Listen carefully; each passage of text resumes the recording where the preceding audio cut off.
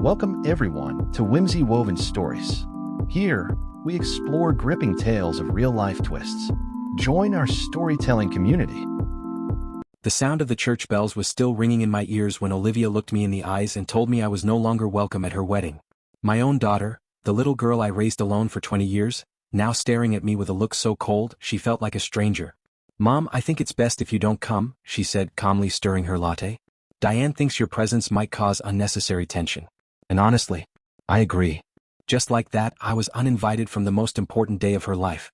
Dismissed, because her future mother-in-law didn't approve of me. What Olivia didn't know was that I had already paid the $45,000 deposit for Westfield Estate, the lakefront mansion she dreamed about since she was 16. I was quietly funding her perfect day, and now I wasn't even allowed to attend. 26 years of bedtime stories, late-night fevers, school projects, all reduced to unnecessary tension. That was the moment I realized something heartbreaking. The daughter I knew was gone. Maybe she never truly saw me at all. I was 32 when I had Olivia, my miracle baby. After years of trying, Robert and I had nearly given up when I saw those two pink lines. I remember the first time I held her, a tiny, perfect bundle with wisps of dark hair and eyes that seemed to already know me. "She knows you're her mom," the nurse had whispered. And I had made a silent promise. I would give this child the world. When Olivia was 6, Robert left us for his 24-year-old secretary. The divorce was messy, but I was determined to protect Olivia. I took every accounting project I could find, late nights, weekends, just to keep us afloat. I kept our home in Pine Ridge so she could stay with her friends. Robert's child support became sporadic, and when he moved to California with Melissa, it stopped altogether. "Why can't I have the new American Girl doll like Jessica?" she'd ask, eyes full of longing. "We're saving for something even more special," I'd tell her, calculating in my head how many extra hours I'd need to work to afford it. That became our rhythm. I found a way to give Olivia what she needed, and as often as possible what she wanted. I still remember the night she got into Cornell. She came running into the kitchen, waving the acceptance letter. "Mom, I got in," she squealed, throwing her arms around me. I hugged her tight, heart swelling with pride, even as my mind raced through the financial reality. Cornell meant liquidating my retirement savings. "How are we going to afford this?" she asked later that night. "Don't worry about that," I told her, brushing her hair like I used to. "I've been saving for your education since you were born." It wasn't entirely true. I had been saving, but it wasn't enough. What I didn't tell her was that I took out a second mortgage on the house and started working 60-hour weeks at Hartman and Associates. The college years blurred into tuition payments, care packages, and weekend visits whenever I could afford the trip to Ithaca. While other parents built retirement funds, I built Olivia's future. One day, my colleague Jonathan Hartman noticed the dark circles under my eyes. "Eleanor, you've been burning the midnight oil for years," he said gently. "At some point, you need to think about yourself." I brushed it off. "Olivia graduates next year. Then I'll slow down." But life rarely sticks to the plan. After graduation, Olivia moved to New York City for a marketing internship that barely covered rent. "Mom, I can't make rent this month," became a regular call. And each time I transferred the money, tightening my own budget just a little more. "You need to start saying no, Ellie," my sister Patty warned over Sunday coffee. "She's an adult. She needs to learn to stand on her own." "It's just until she's more established," I said, defending Olivia. "The marketing industry is tough." Patty gave me that familiar look, a mix of worry and frustration. "You've been saying that for 2 years. When does it end?" I had no answer. I didn't know how to stop being the person who solved Olivia's problems. It had become my identity, for better or worse. Then Olivia met Brandon Hughes at a charity gala. Everything changed. The calls for help stopped. She was being swept away by a man from old money, Brandon, a polished finance manager whose family had deep roots in Connecticut society. Suddenly I wasn't needed. And today I was no longer even welcome. But Olivia doesn't know everything. Not yet. I noticed how Olivia constantly looked to Brandon for approval, whether it was about her outfit or even her opinions. "Brandon thinks I should switch to corporate marketing," she said while we washed dishes after dinner. "He says there's more potential for growth." "And what do you think?" I asked, handing her a plate to dry. She looked genuinely surprised by the question. "Well, he would know, wouldn't he? His family has connections everywhere." I bit my tongue. This was the same girl who once swore she'd never let a man influence her career. But now she was taking Brandon's suggestions as gospel. Still, she seemed happy, happier than she'd been in years. So I kept my thoughts to myself. The engagement came a year later, on a yacht in the Mediterranean owned by one of Brandon's father's business associates. Olivia called me at midnight, breathless with excitement. "Mom, I'm engaged." "Brandon proposed at sunset," she gushed. "The ring is incredible, 3 carats, emerald cut, with diamonds along the band. His mom helped him pick it out." I swallowed the lump in my throat. That's wonderful, sweetheart. I'm so happy for you. We're thinking of a spring wedding at Westfield Estate, she continued, not noticing my pause. Diane says she can help us get priority booking through her connections. Westfield Estate. I remembered 16-year-old Olivia cutting out a magazine spread about that lakeside mansion and pinning it to her vision board. When I get married, it's going to be there, she had said back then. Now, her dream was finally within reach, not because of my years of saving and sacrifice, but because of the Hughes family social network. That sounds perfect, I told her, forcing a cheerful tone. Whatever you want, Olivia. The next day, without telling anyone, I drove to Westfield Estate myself. It was exactly as she had dreamed: lush lakefront gardens, a grand ballroom glittering with chandeliers, and a bridal suite that looked like it belonged in a fairy tale. The booking manager, a poised woman named Vanessa Cooper, explained that spring was fully booked. But Mrs. Hughes mentioned, I started, echoing what Olivia had told me. Vanessa's smile tightened. Ah yes, Miss Hughes did inquire. We do make occasional adjustments under the right circumstances. I understood instantly. In a place like this, money opened doors. What exactly would those circumstances entail? I asked. Our premium package begins at $85,000, she said smoothly. A $45,000 non-refundable deposit secures the date. The number hit me like a punch. It was more than I made in a year. But I imagined Olivia's face lighting up, knowing her dream venue was booked. That image alone made it feel worth it. I'll need to think about it, I said, taking the glossy brochure she handed me. That night I couldn't sleep. I sat at my kitchen table with my old calculator, punching numbers over and over. I had some savings, a modest inheritance from my mother, and if I picked up extra work and cut every unnecessary expense, maybe, just maybe, I could manage it. The next morning I called Jonathan Hartman. Can I take on additional accounts? I asked. Eleanor, you're already working more hours than anyone else in the firm, he said gently. Is everything okay? Everything's fine, I lied. I just have a big expense coming up. There was a pause. This is about Olivia's wedding, isn't it? I didn't reply, but that was answer enough. Take Miller Pharmaceuticals, he finally said. But promise me you'll be careful. You can't keep pouring from an empty cup forever. I promise, I said, though we both knew it was one I wasn't likely to keep. I'd been running on empty for years, driven by nothing but love and determination. 3 days later, I returned to Westfield Estate with a cashier's check for $45,000, nearly everything I'd saved. Vanessa looked surprised when I slid the envelope across her desk. Mrs. Wilson. I thought the Hughes family would be handling this. It's a gift, I said. For my daughter. But please, I'd appreciate it if you didn't mention my involvement. I want it to be a surprise. Vanessa nodded, a knowing smile tugging at her lips. Of course. We pride ourselves on our discretion here at Westfield. As I drove home, a strange lightness settled over me. For once, I would be the hero in Olivia's story. Not Brandon. Not Diane Hughes with her endless connections and society friends. Me, Eleanor Wilson. The mother who had quietly worked behind the scenes for 26 years to help her daughter's dreams take flight. What I didn't know then was that my heartfelt gesture would trigger the most painful chapter of our relationship. The wedding planning kicked off the following week. Olivia created a group chat with Brandon, Diane, and me to coordinate the details. Almost immediately, it became clear Diane had taken the reins. I've scheduled a tasting with Sophia Rossi's catering company next Tuesday, Diane messaged. Her Mediterranean menu will be perfect for a spring wedding. Mom, can you make it? Olivia followed up. Before I could reply, Diane added, let's keep the tasting small, darling. Too many opinions can be overwhelming. Why don't you, Brandon, and I go, and we'll fill your mother in afterward. I stared at my phone, a dull ache blooming in my chest. And so the pattern began. Dress shopping? Eleanor, the boutique is small, and Jessica's already joining as maid of honor. Florist appointment? We've narrowed down the choices. No need to drag your mother across town. Venue tour? Actually, change of plans. We've secured Westfield Estate through my connections. I bit my tongue even though I wanted to scream the truth, that the venue was paid for by my bank account, not Diane's social network. But I stayed quiet, reminding myself that this was Olivia's time. I didn't want to cause waves. Still, the waters were already churning. Tension hit its peak when the guest list came up.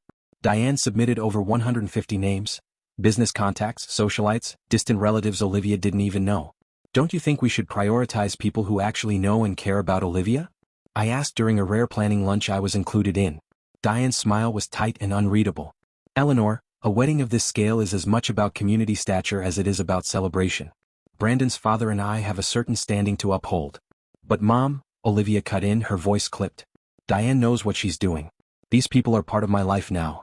I went silent, pushing lettuce around my plate, wondering when my daughter began valuing status over sincerity, and when she started calling me mom in that distant, dismissive tone that made me feel more like an inconvenience than a parent. The final blow came 6 weeks before the wedding. Olivia asked me to meet her at Morning Brew, our favorite coffee shop. I arrived early, ordered her usual vanilla latte and found a quiet corner. The moment she walked in, I could tell something was wrong. Her smile was tight, her shoulders stiff. "Everything okay, sweetheart?" I asked. She sat down, wrapping her hands around the mug I'd gotten her. "Mom, we need to talk about the wedding." My heart skipped. "Is it the venue? The date?"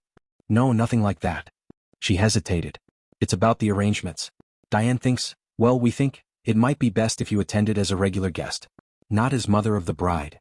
It felt like I'd been slapped. "What?" "It's just that.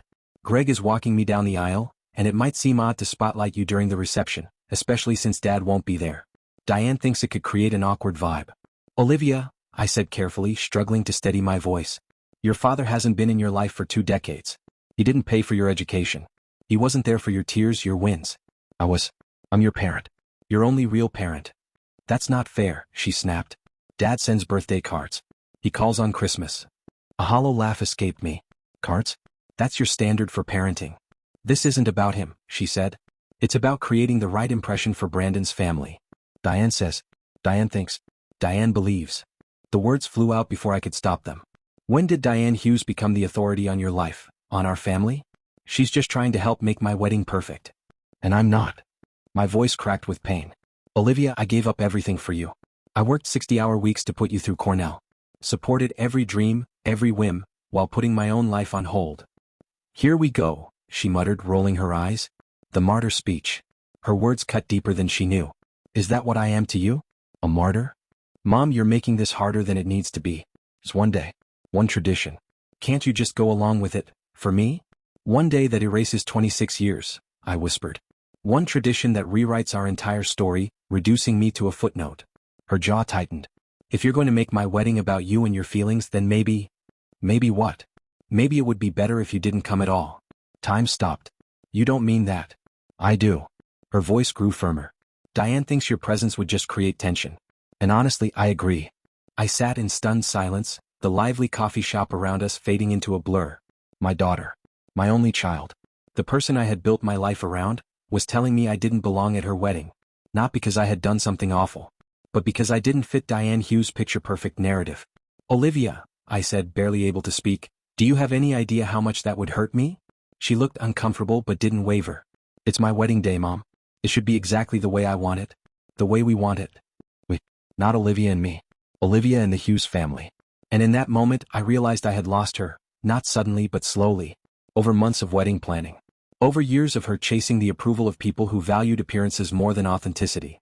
"I see," I said quietly, standing up and grabbing my purse. My hands trembled. "If that's truly what you want, I won't come." Relief flickered across her face, followed by a glimmer of guilt. "Thank you for understanding, Mom. We'll celebrate together another time." I nodded, though I already knew we wouldn't. "Enjoy your perfect day," I said, and walked away, feeling old, tired, and completely alone.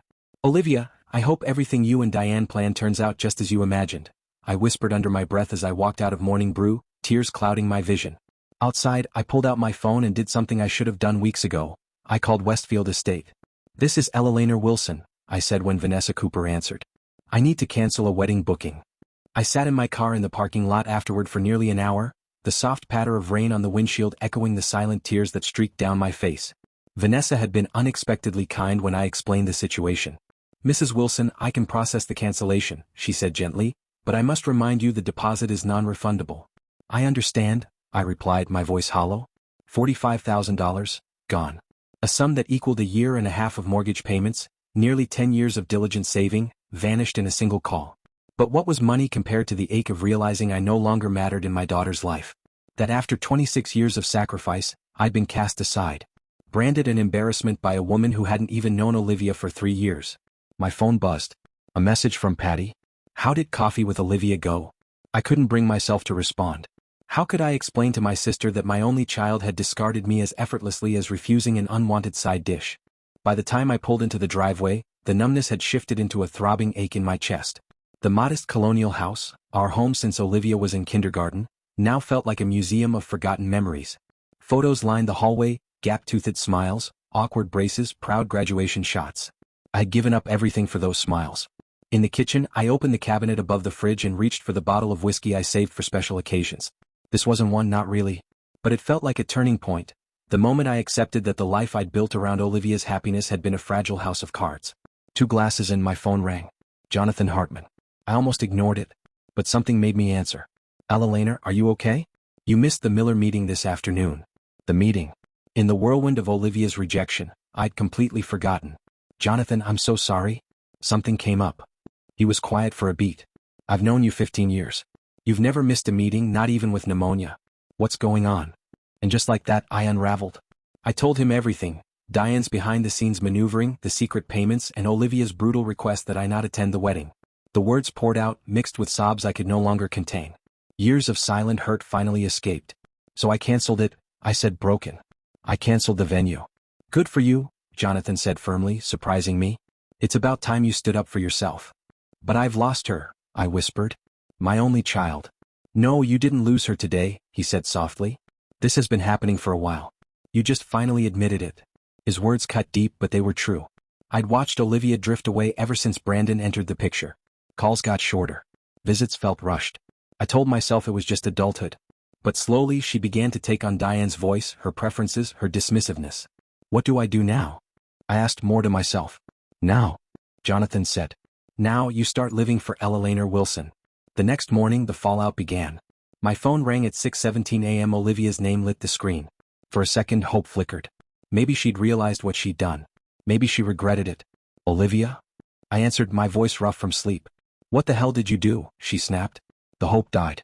What are you talking about? Don't play dumb, Mom. Westfield Estate called. You canceled the booking. Why would you do something so vindictive?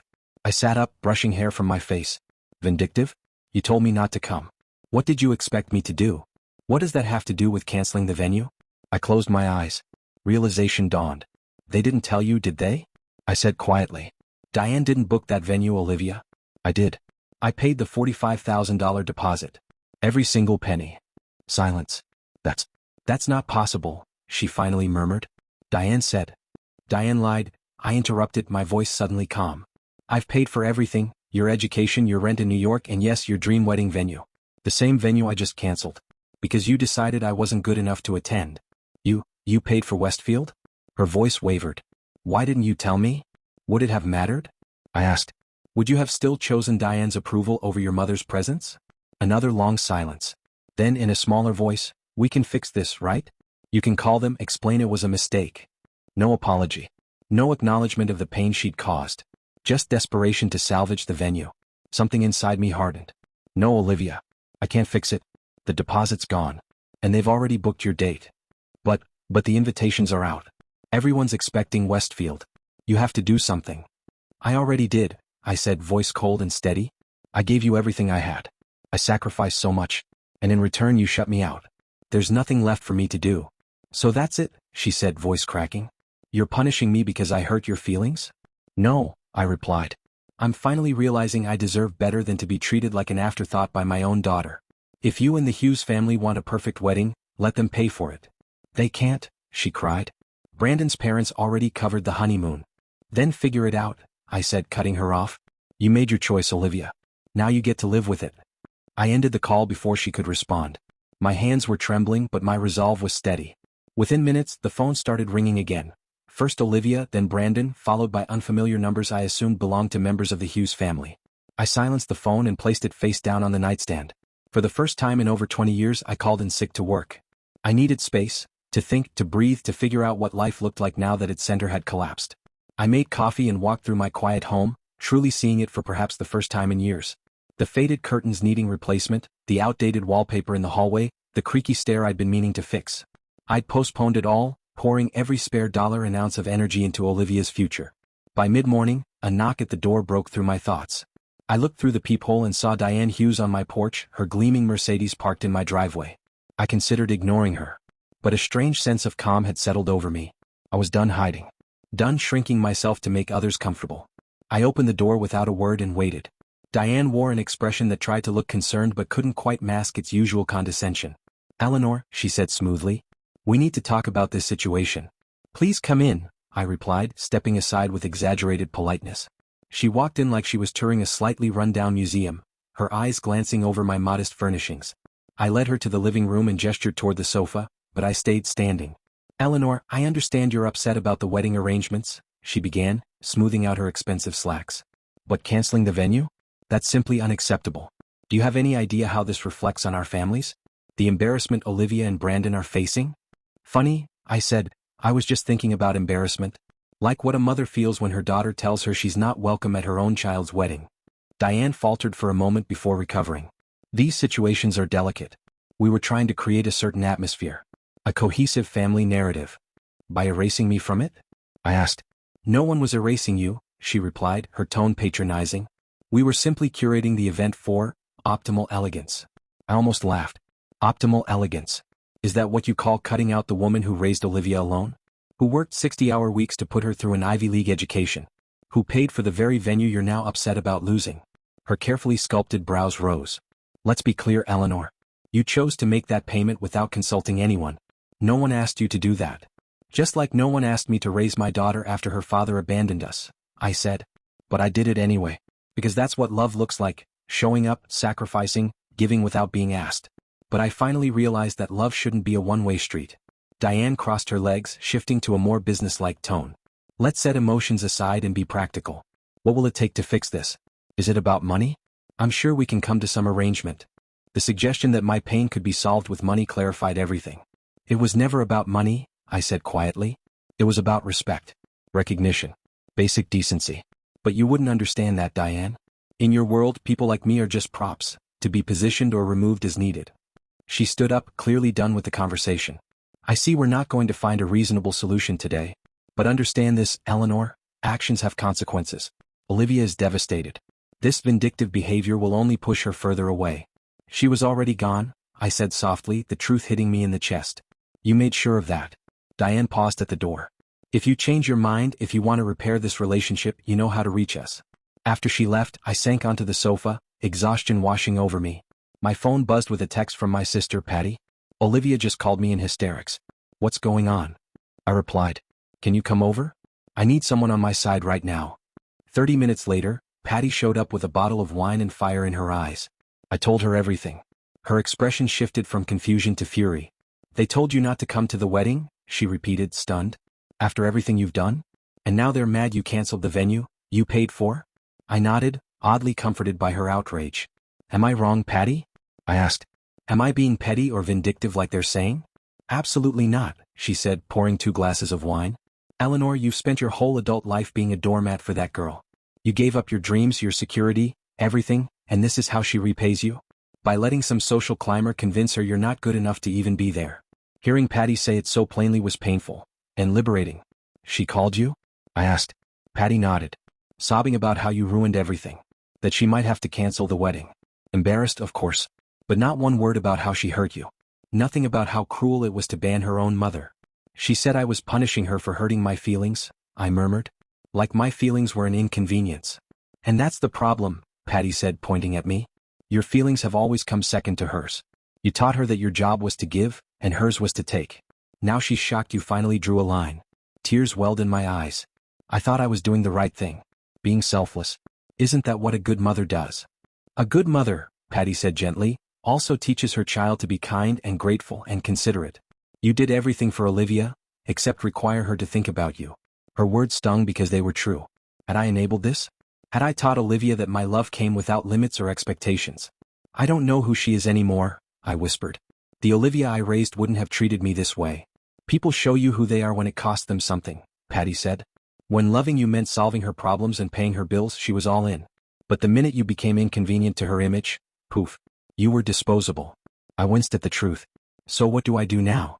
"Now," Patty said, refilling our glasses. "You rebuild. You start living for you. Eleanor gets to be the center now. And if Olivia ever grows up enough to realize what she threw away, you get to decide whether she's allowed back in." That night, after Patty left, I sat at my kitchen table with a legal pad. For the first time in decades, I made a list of my own dreams. My own goals. Who was Eleanor Wilson outside of motherhood? It started small. Repaint the living room, fix the stairs, update my wardrobe. Then it went deeper. Travel to Europe. Learn piano. Take art classes. Move to a cottage by the sea. Retire early. I circled the last one. Early retirement had always seemed out of reach, Until now.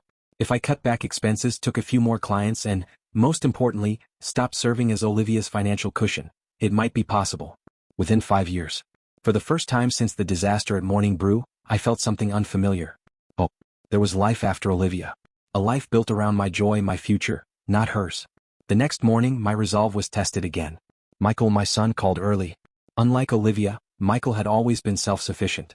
He was a high school history teacher, married his college sweetheart, and lived in a nearby town. Our relationship was easy, steady, Sunday dinners, birthday calls, the occasional text. "Mom," he said, worry in his voice. "What's going on with Olivia? She called Katie last night, completely hysterical about the venue." Katie, his wife, was a sweet, no-nonsense kindergarten teacher. She and Olivia were never close. That she reached out said everything. "It's a long story," I said. I let out a heavy sigh. The short version? Olivia told me I wasn't welcome at her wedding, so I canceled the venue I had already paid for. A low whistle came through the phone. "You paid for Westfield Estate? That place costs a fortune." $45,000, I confirmed. Just the deposit. Nearly every penny I had saved. "Jesus, Mom." Michael sounded genuinely stunned. "Why would you do that?" "Because I'm an idiot," I replied with a bitter laugh. "Because I thought if I gave enough, paid enough, I'd finally earn a little respect from my own daughter." There was a pause on the other end. "She told Katie you canceled it out of spite. That you were jealous of Brandon's family." A fresh wave of pain surged through me. Of course she did. God forbid she take any responsibility. "Mom," Michael hesitated. "You know Olivia's always been dramatic.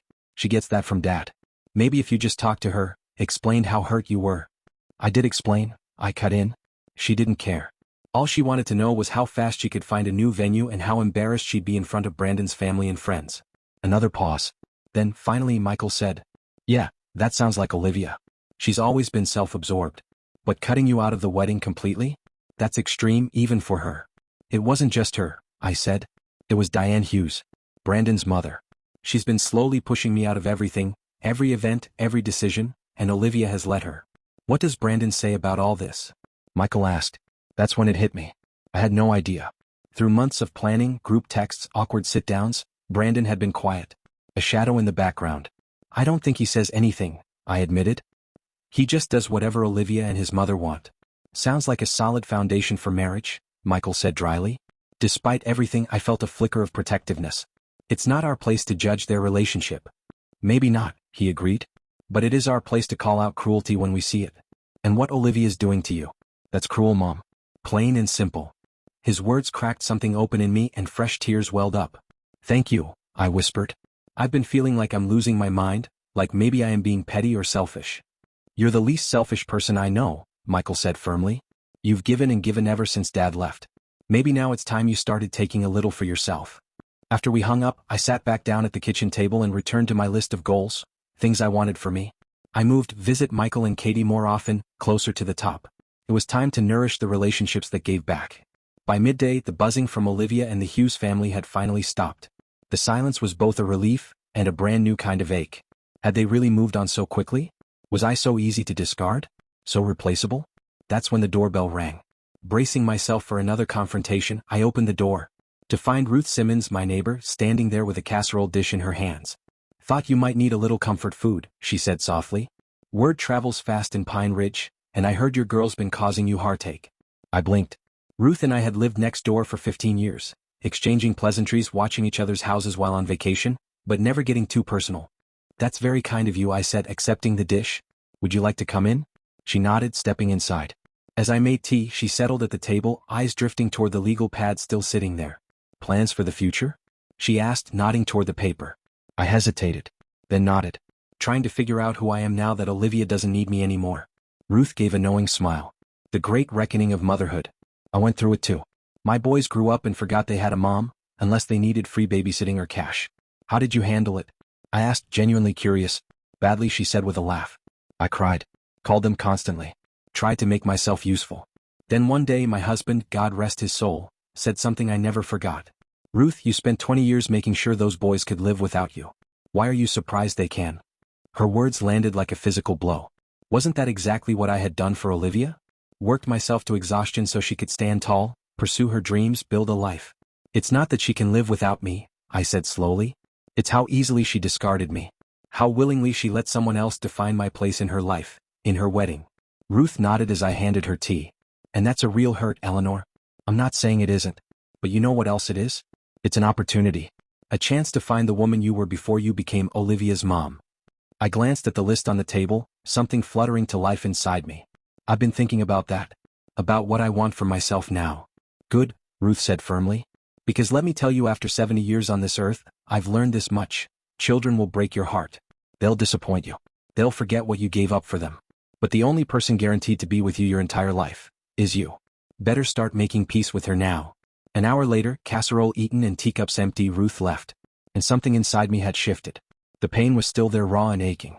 But next to it was the quiet thrum of possibility. I picked up my phone and dialed Jonathan Hartman. Eleanor, he answered, sounding unmistakably relieved. How are you holding up? I've been better, I admitted truthfully. But I've been thinking. Do you remember that conversation we had a few years back about me becoming a partner at the firm? Of course I do. You turned it down. Said you needed the flexibility for Olivia. Well, I said, a strange sense of lightness creeping in, if that offer's still on the table, I'd like to talk about it again. It's about damn time, he replied with a chuckle. Come by tomorrow. We'll go over the details. After we hung up, I turned back to my list and wrote a new goal at the very top. Become a partner at Hartman & Associates. For too long, I had made myself smaller, reshaped my life to accommodate Olivia's. But not anymore. This wasn't just about a wedding. It was about the years I spent being sidelined, ignored, and underestimated. Canceling the venue?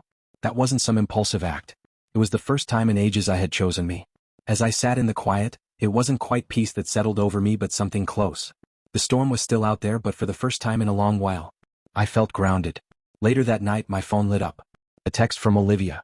We found another venue. The Pines Resort. Not as nice as Westfield, but it'll do.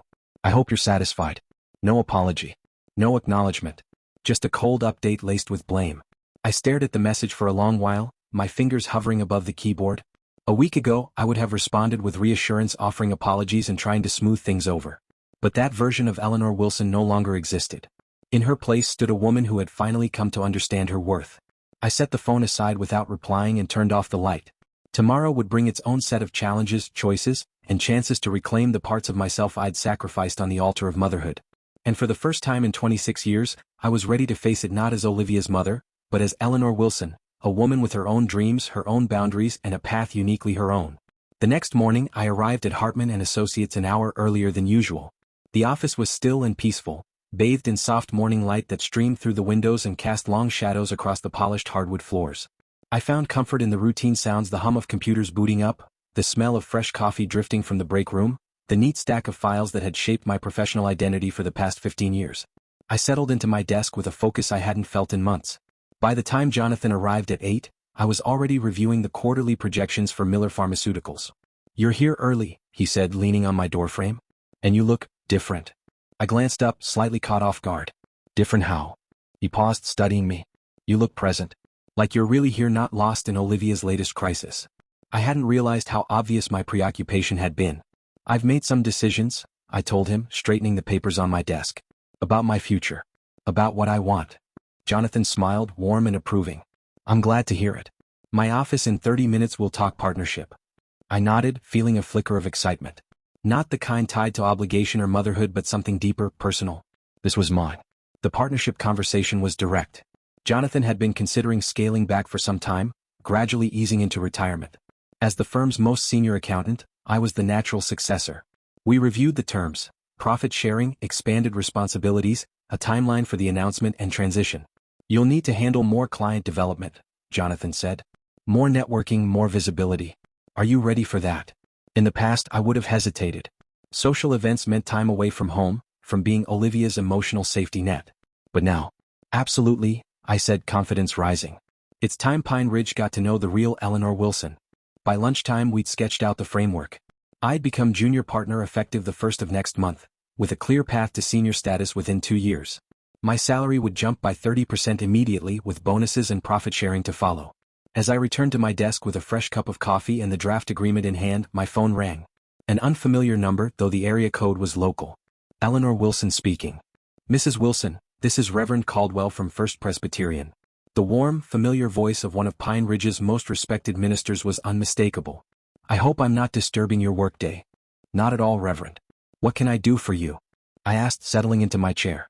Well, he began, choosing his words carefully, I received an unusual request from the Hughes family yesterday. They've asked me to reach out regarding Olivia's wedding. Apparently there's been some tension. I nearly laughed. That's one way to put it. They believe I might help mediate. Perhaps resolve the situation before the wedding. Mrs. Hughes was particularly insistent. Of course she was. Diane Hughes would rather pressure me through a respected community figure than explain to her social circle why the wedding had shifted from the grand Westfield estate to a more modest resort. I appreciate the call, Reverend, I said, keeping my tone polite but firm. But this isn't a matter that can be solved by mediation. My daughter made it clear I'm not welcome at her wedding, and I've accepted that. There was a pause on the line. Not welcome? He repeated, surprise in his voice. That wasn't mentioned. I was told it was simply a venue change. The venue change was a result, not the cause, I explained. Olivia said my presence would create tension. So I canceled the venue I'd privately paid for. A long silence followed. I see, he finally said, his tone shifting. That certainly changes things. I imagine the Hughes family shared a more flattering version of events, I said, bitterness creeping in despite myself. They implied you were being difficult, he admitted gently. Mrs. Hughes even suggested jealousy of their family. The word stung even secondhand. Reverend, I've devoted my entire adult life to Olivia's happiness, often at the expense of my own. But I won't be erased just to meet someone else's definition of propriety. I understand, he said softly. And for what it's worth, Mrs. Wilson, I've known you for years through your work with our tax assistance program. You've always struck me as someone with integrity. If you say you were asked not to attend, I believe you. His quiet support brought unexpected tears to my eyes. Thank you, Reverend. That means more than you know. Is there anything the church can do to support you during this time? He asked with genuine concern. I thought for a moment. Actually, yes. I've been thinking of getting more involved in community service. If there are any outreach programs needing volunteers, I'd be interested. We'd be thrilled, he replied, sounding pleased. We're expanding our financial literacy program for single parents. Your expertise would be invaluable. That sounds perfect. Please send me the details. After we ended the call, I sat quietly, taking it all in. Not only had I refused to be manipulated by the Hughes family, but I'd turned their attempt into an opportunity for growth, a new beginning. The realization made me smile. The rest of the day passed in a satisfying blur. I delegated tasks I once clung to, organized my files for the coming transition, and, perhaps most symbolically, left the office at a reasonable hour. On my way home, I made an impulsive decision to stop by Pine Ridge Creative Corner, a small art supply store downtown. The bell above the door jingled as I walked in, and I was instantly greeted by the comforting scent of paint and endless possibilities. The shelves were lined with canvases, brushes, and colors in every imaginable shade. I wandered through the aisles, my fingers brushing over sketchpads and charcoals, feeling like a kid in a candy store. Can I help you find something? A friendly voice asked. I turned to see the shop owner, Amber Chin, smiling warmly beside me. I recognized her from around town, though we'd never officially met. I'm not entirely sure, I admitted. I used to paint years ago, before life got in the way. I thought I might try again. Amber's eyes lit up. That's wonderful. Beginning artists often start with, "Oh, I'm not a beginner," I said quickly, surprising even myself with the certainty in my voice. Just rusty. Very rusty. She laughed, the sound warm and sincere. Rusty is fixable. What medium did you work in? Mostly watercolors. Sometimes acrylics for larger pieces. Well, we've got a great selection of both, she said, then hesitated. And we also host weekly classes for returning artists, Tuesday evenings. It's a casual, supportive group. The thought of sharing my uncertain work with strangers sparked a flutter of anxiety, but I pushed through it. That actually sounds perfect. When's the next session? Tonight if you're feeling brave, she grinned. 7 to 9. I checked my watch. Just enough time to head home, change, and come back. Sign me up, I said, surprising myself again. And I'll need supplies.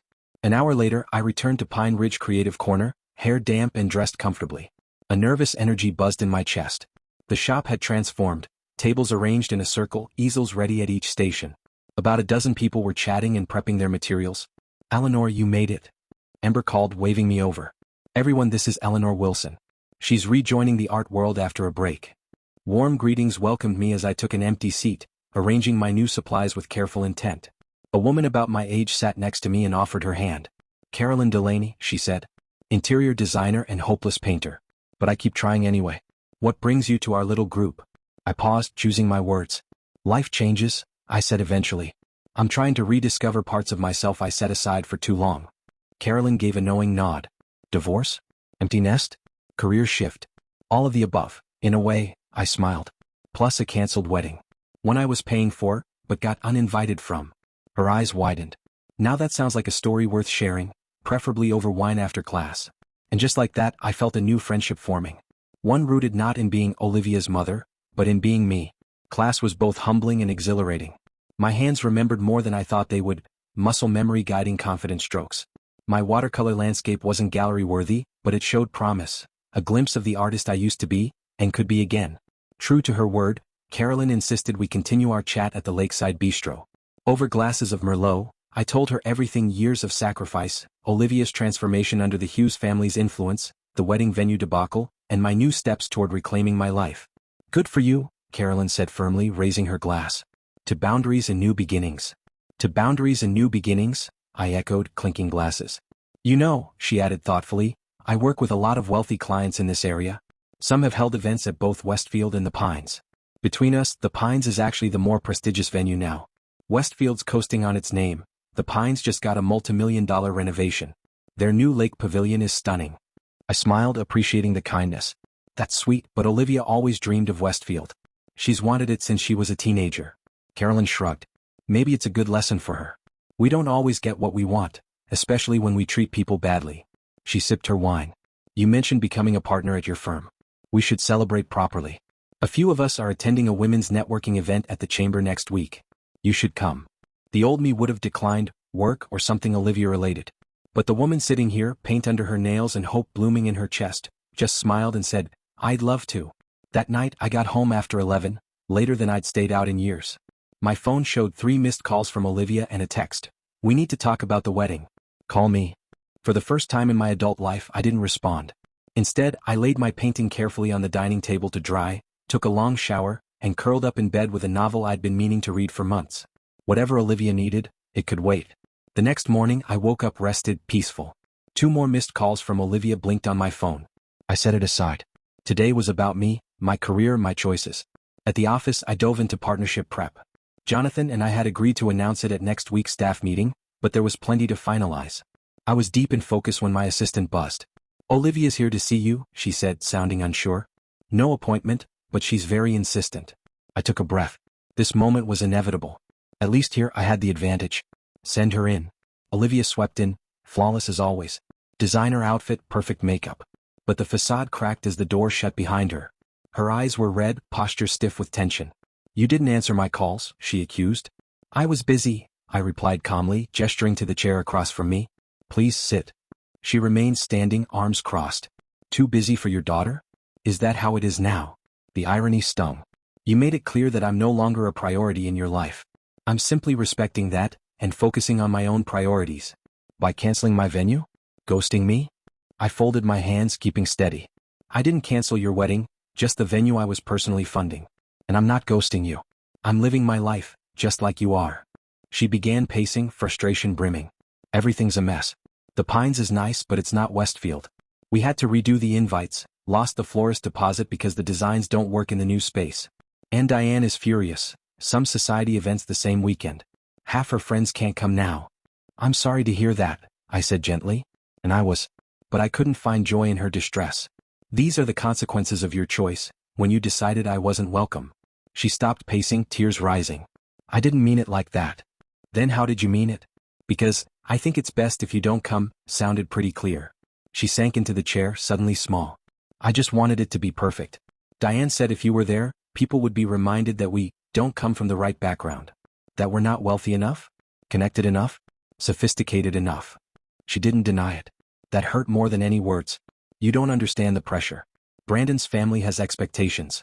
His mom's been planning this since he was born. And what about your mother, Olivia? The one who raised you. Where did my expectations fit in? She stared at her hands. I know you're hurt. Hurt doesn't begin to cover it, I said, my voice cracking. I was devastated. Not just by your exclusion, but by how easily you erased 26 years of love, sacrifice, and devotion. All to impress people who care more about pedigree than character. Tears streaked her flawless makeup. I never meant to hurt you. I just wanted to belong. To them, I finished softly. She nodded. And for the first time I saw my daughter clearly, not as the child I raised but as a woman caught between worlds, still chasing approval from the wrong ones. Her words shattered my heart all over again, not just for myself but for her. What kind of future was she building by tethering herself to people who made her feel the need to erase her own mother for their approval? Olivia, I said softly, if people only accept you when you deny essential parts of who you are and where you come from, is that really acceptance? She wiped her tears, smudging her mascara. What am I supposed to do now? The wedding's in 5 weeks. Everything's arranged. People are expecting. What do you want? I interrupted gently, cutting through her anxious spiral. Not what Diane wants. Not what Brandon expects. Not what their social circle demands. What does Olivia Wilson want for her wedding day? She stared at me blankly as if I'd asked something foreign. I want everyone to be happy. Everyone but yourself, it seems, I sighed, feeling the weight of the conversation settle on me. Olivia, I can't tell you what to do. You're an adult. These are your choices. But I need you to understand, I'm done putting my life on hold, waiting for scraps of your attention or appreciation. What does that mean? She asked, her voice tight with panic. It means I'm becoming a partner at Hartman & Associates next month. It means I'm taking art classes, making new friends, and volunteering at church. It means I'm building a life that doesn't revolve around you. Her expression shifted from confusion to disbelief. Partner? But you always said you didn't want that kind of responsibility, that you needed flexibility. For me. Yes, I said, but things have changed. My priorities have changed. She studied me, silent, as if seeing me clearly for the first time. You seem different. I am. Or maybe I'm finally becoming who I was always meant to be, beyond just being Olivia's mom. She flinched. So, what does that mean for us? Are you saying you don't want to be in my life anymore? No, Olivia. I'm saying I won't be in your life on those terms. I won't be the convenient ATM you keep at a distance until you need something. I won't be the mother you hide when I don't fit your image. I deserve better. And so do you. She stood abruptly, grabbing her purse. I should go. I need to think. I nodded, rising too. That's a good start. At the door she hesitated. Will you at least think about coming to the wedding? Not as mother of the bride, just as a guest. It was such a painfully inadequate request, such a symbol of the very dynamic I needed to break. I nearly laughed. No, Olivia, I said calmly. I won't be attending your wedding in any capacity. Not to punish you, but because I respect myself too much to accept that kind of diminished place in your life. After she left, I sat at my desk for a long time, processing. There was pain, yes, but also a strange and powerful sense of freedom. For the first time, I'd drawn a line. I'd stated my needs without guilt. And I didn't back down. The week that followed brought quiet but meaningful shifts.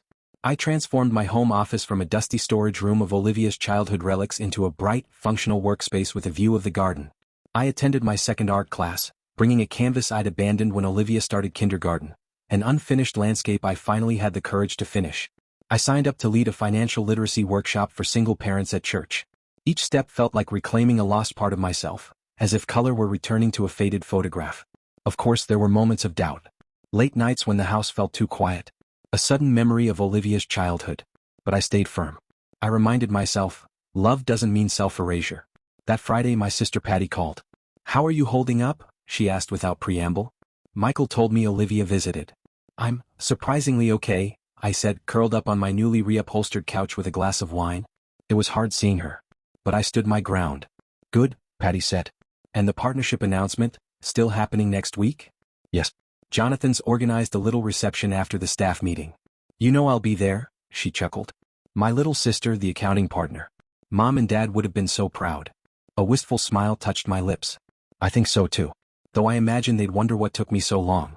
They raised us to be independent, Patty said softly. They'd understand why you put your career on hold for Olivia. But I think they'd be cheering you on now, for finally putting yourself first. After we hung up, I sat with that thought. My parents had taught us to stand tall, pursue our goals. Somewhere along the way, after Robert left, I forgot that. I gave everything to Olivia. I tried to fill every void, be both parents even at the cost of myself. And in doing so, I taught her something dangerous, that my identity was optional. My needs? Negotiable. Expendable. That night, I made a decision that terrified and excited me. I called Harold Freeman at Pine Ridge Community Bank to schedule a meeting. It was time to refinance my home. The second mortgage I'd taken out for Olivia's college had become a financial anchor. With my new salary and partnership shares, I could finally fix that. Secure my future. And for once, the thought didn't bring guilt. It brought peace. On Saturday morning, while I was sorting through old clothes to donate, another act of taking back my space, the doorbell rang. Standing on my porch was Brandon Hughes, awkward and nervous, hands stuffed in the pockets of his expensive khakis. Mrs. Wilson, he said, shifting. May I come in? I hesitated, then stepped aside. In all the time Olivia had been with him, We'd hardly shared more than small talk. He was handsome, polished, the kind of young man who'd never had to doubt his place in the world. Coffee? Water? I offered as we stepped into the living room. No, thank you. I won't stay long. He perched stiffly on the sofa. I wanted to apologize. Olivia told me what happened. About the wedding. About you being asked not to come. I had no idea. I blinked. Your mother didn't talk to you? He shook his head, a flash of shame in his expression. She tends to handle social matters without involving me. And Olivia didn't mention it? Not until yesterday. She came home from seeing you upset. She finally told me everything. About Westfield. About how she agreed to exclude you to appease my mother. I was shocked. I studied him. Was this the same man complicit in shutting me out? What did you say when she told you? He looked pained. I told her it was wrong. That you should be honored at the wedding, not hidden. And then, I ended things. Or at least I tried to. You what? I asked, stunned. I told her I couldn't marry someone who would treat her mother like that. Who would bend to my family's prejudices so easily. I was momentarily speechless, struggling to process the weight of what Brandon had just revealed. That seems like an extreme reaction, I finally said. Brandon leaned forward, resting his elbows on his knees. Mrs. Wilson, you need to understand something about me.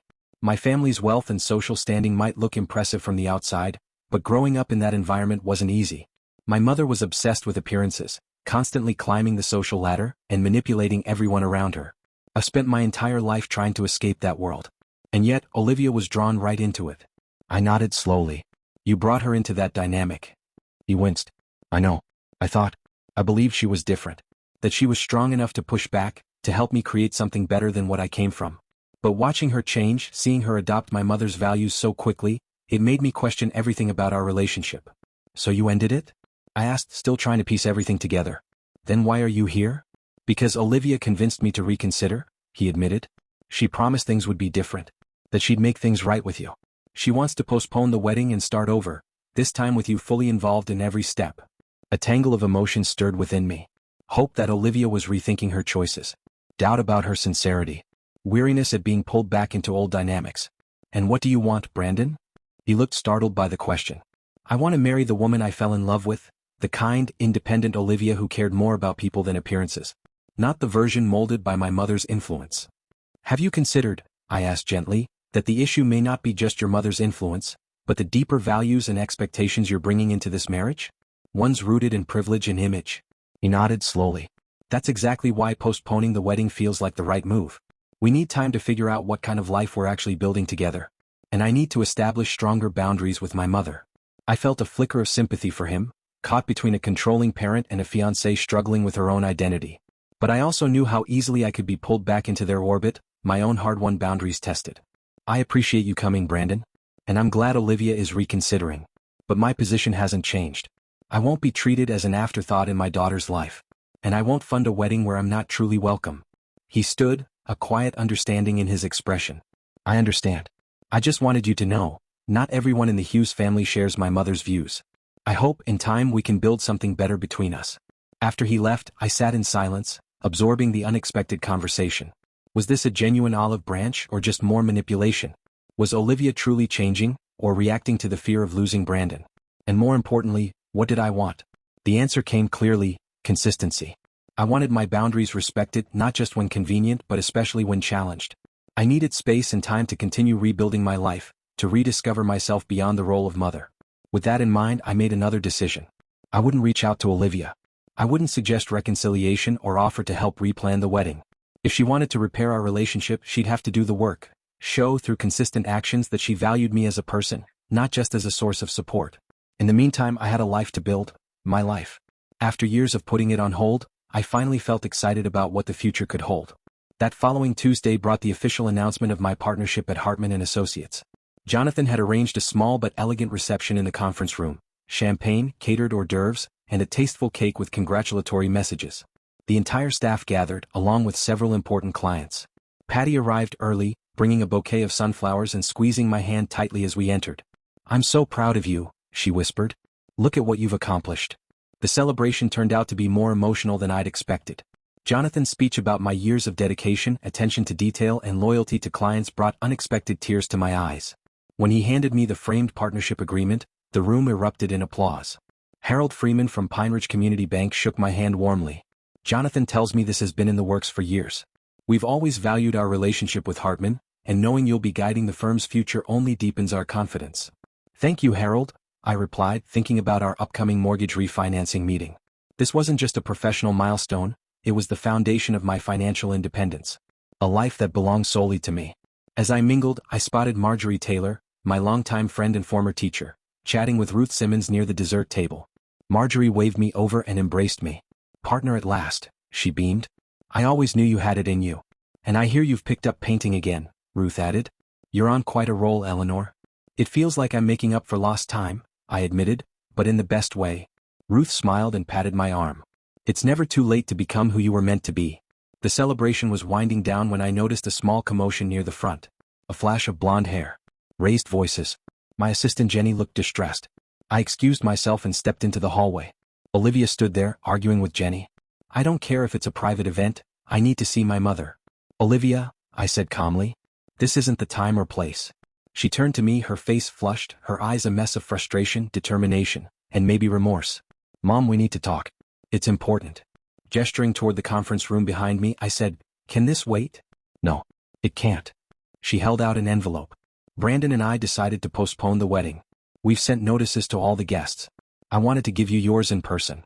I took the envelope. Cream-colored, expensive. Her elegant handwriting on the front. Thank you. But this could have waited. There's more. Her voice dropped. We told Diane last night. She's furious. She's calling everyone saying it's your fault. That you manipulated me and Brandon into canceling because you were jealous. Anger flared in my chest. So you came to warn me? No. Her voice cracked. I came to apologize. And to ask if we can talk, really talk, about everything. I looked at my daughter, saw the turmoil in her eyes, felt the pull of my old maternal instincts. But I had promised myself something new, to protect my peace. I appreciate you coming, Olivia. But today is about my partnership. I've worked a long time for this. I want to enjoy it. Her eyes widened. Partnership? You did it? You're becoming partner? The disbelief stung. Yes, I said evenly. The announcement was made this morning. Wow, Mom. Congratulations. She looked genuinely surprised, as if it hadn't occurred to her that my life had continued, had grown, in her absence. Thank you. Now if you'll excuse me. Of course, she murmured. But can we talk later? Dinner this weekend maybe? I considered it carefully. Saturday. You can come to the house at 6. We'll talk then. Relief flooded her face. Thank you. I'll be there. As she turned to go, Patty stepped out of the conference room, watching Olivia like a hawk. Everything okay? She asked once Olivia was gone. She wanted to talk. They've postponed the wedding. I held up the envelope. And she asked to meet. Patty frowned. Are you sure that's wise? I don't know, I admitted. But she's still my daughter. And if there's any chance at real reconciliation, I want to try. Just keep those boundaries strong, she said, squeezing my arm. Don't let her guilt you into financing wedding 2.0. I smiled at her protectiveness. I promise. This is about rebuilding our relationship, not my checkbook. And speaking of finances, I'm meeting with Harold tomorrow about refinancing the house. Good. Patty nodded. It's time you put your future first. We returned to the reception as Jonathan prepared a toast to the firm's next chapter. I raised my glass, surrounded by colleagues, friends, and possibility. But even as I celebrated, a part of me remained focused on Saturday. Despite my resolve, despite all I'd reclaimed, some small part of me still held on to hope. Not for what we had, but for what we might still become. She nodded at the practical choice. I almost went into nursing for the same reason. But sometimes our creative souls refuse to be silenced, don't they? They certainly do, I agreed, thinking about the long, strange journey that had finally brought me back to painting after so many years. After class, Caroline and a few other women invited me for drinks at the Lakeside Bistro. We go every Thursday, explained Grace, a retired English teacher who loved abstract expressionism. Kind of an unofficial art therapy session. I accepted without hesitation, already enjoying the easy camaraderie of these women I barely knew. At the bistro, the wine flowed as freely as the conversation. We started with technique and inspiration, but the discussion quickly shifted to more personal stories, relationships, work, and life transitions. So, Eleanor, asked Maria, a nurse who painted intricate botanicals, what brought you back to art after all this time? I hesitated, unsure how much to share. Life changes, I finally said. My daughter was supposed to get married, but now the wedding's been postponed. And I realized I'd spent so many years focused solely on her that I'd lost touch with the parts of myself that once mattered. The women nodded in understanding. The empty nest reckoning, Grace said. I went through it when my twins left for college. All that energy has to go somewhere. Exactly, I said. And some complicated family dynamics made me rethink everything. Complicated family dynamics might as well be Pine Ridge's town motto, Caroline laughed. This place runs on gossip disguised as concern. As if summoned by her words, the bistro door opened and in walked Diane Hughes, flanked by two immaculately dressed women from her social circle.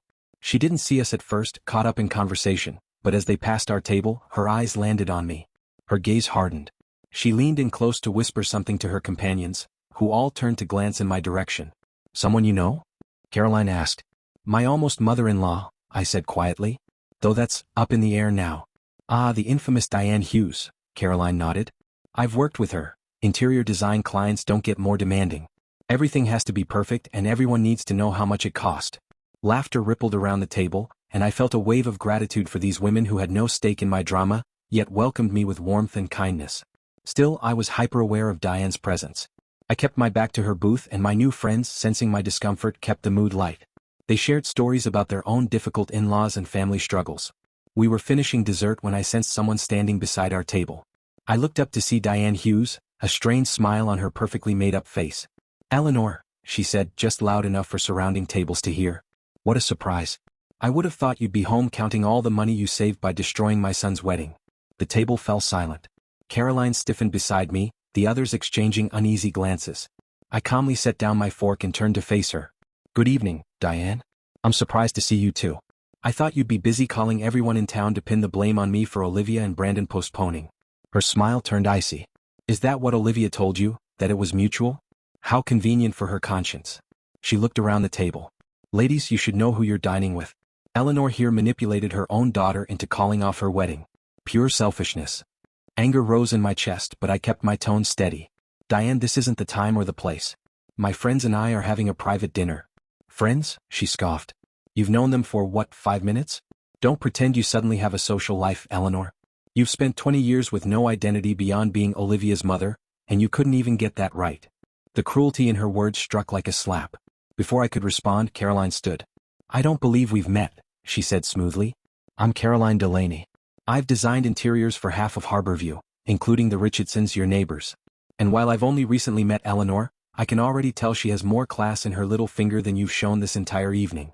Diane blinked in surprise. This is a private matter, she snapped. One that you made public by coming to our table, Grace said, her teacher's voice firm.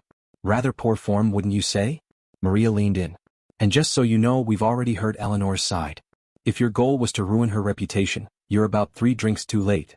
Red-faced, Diane turned on her heel and stalked back to her booth. Well, Caroline said, settling back in, that was bracing. I'm so sorry, I said, embarrassed. I didn't mean for my drama to spill into our night. Don't you dare apologize, Grace said. That woman was way out of line. And now, Maria added with a smile, we're definitely friends. Nothing bonds a group faster than a common enemy. Their kindness brought tears to my eyes. Thank you, truly. It means more than you know. We finished our dessert slowly, refusing to let Diane chase us away. As we got up to leave, I caught the bistro's owner, Sophia Rossi, watching from the bar. She gave me a subtle nod. She'd been ready to step in if needed. Outside we said our goodbyes and promised to meet again next week. Caroline lingered. You okay to drive? She asked. That was intense. I'm fine, I said. Actually, I feel lighter. Like Diane's outburst freed me from something. Caroline smiled. It's the fear. The fear of people finding out your truth. I've been there. And sometimes once it's out in the open, it's a relief. Exactly, I said. Thank you again. You barely know me. I know enough, she said gently. And women need to have each other's backs. Text me when you get home safe. I promised I would. As I drove through Pine Ridge, I realized something important. I wasn't alone anymore. I had people who saw me, not just Olivia's mother. Not just someone to lean on. Me. The next morning brought a surprise. As I was preparing for a meeting at the bank, my phone rang with a number I didn't recognize. Eleanor Wilson speaking. Mrs. Wilson, this is Gregory Hughes, Brandon's father. We'd only spoken a few times, but his deep, precise voice was unmistakable. I was hoping we could meet to discuss recent developments, he said. A flutter of nerves hit me. Gregory Hughes wasn't just anyone. He was a powerful man in regional finance, known for being sharp and strategic. What did you have in mind, Mr. Hughes? Lunch. The Lakeside Bistro. Noon. I have a meeting this morning, but I could meet you at 1:30. That will suffice. Thank you for agreeing. After hanging up, I called Patty immediately. Gregory Hughes just asked me to lunch. Should I be worried? I asked. Absolutely, she said. The Hughes family doesn't do casual. He's probably trying to get you to talk Olivia into going through with the wedding.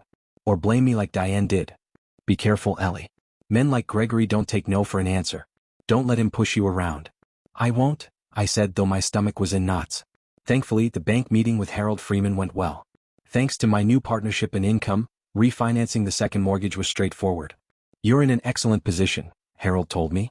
With these new terms, you could be mortgage-free in 12 years instead of 22. And your payments will drop by nearly $600.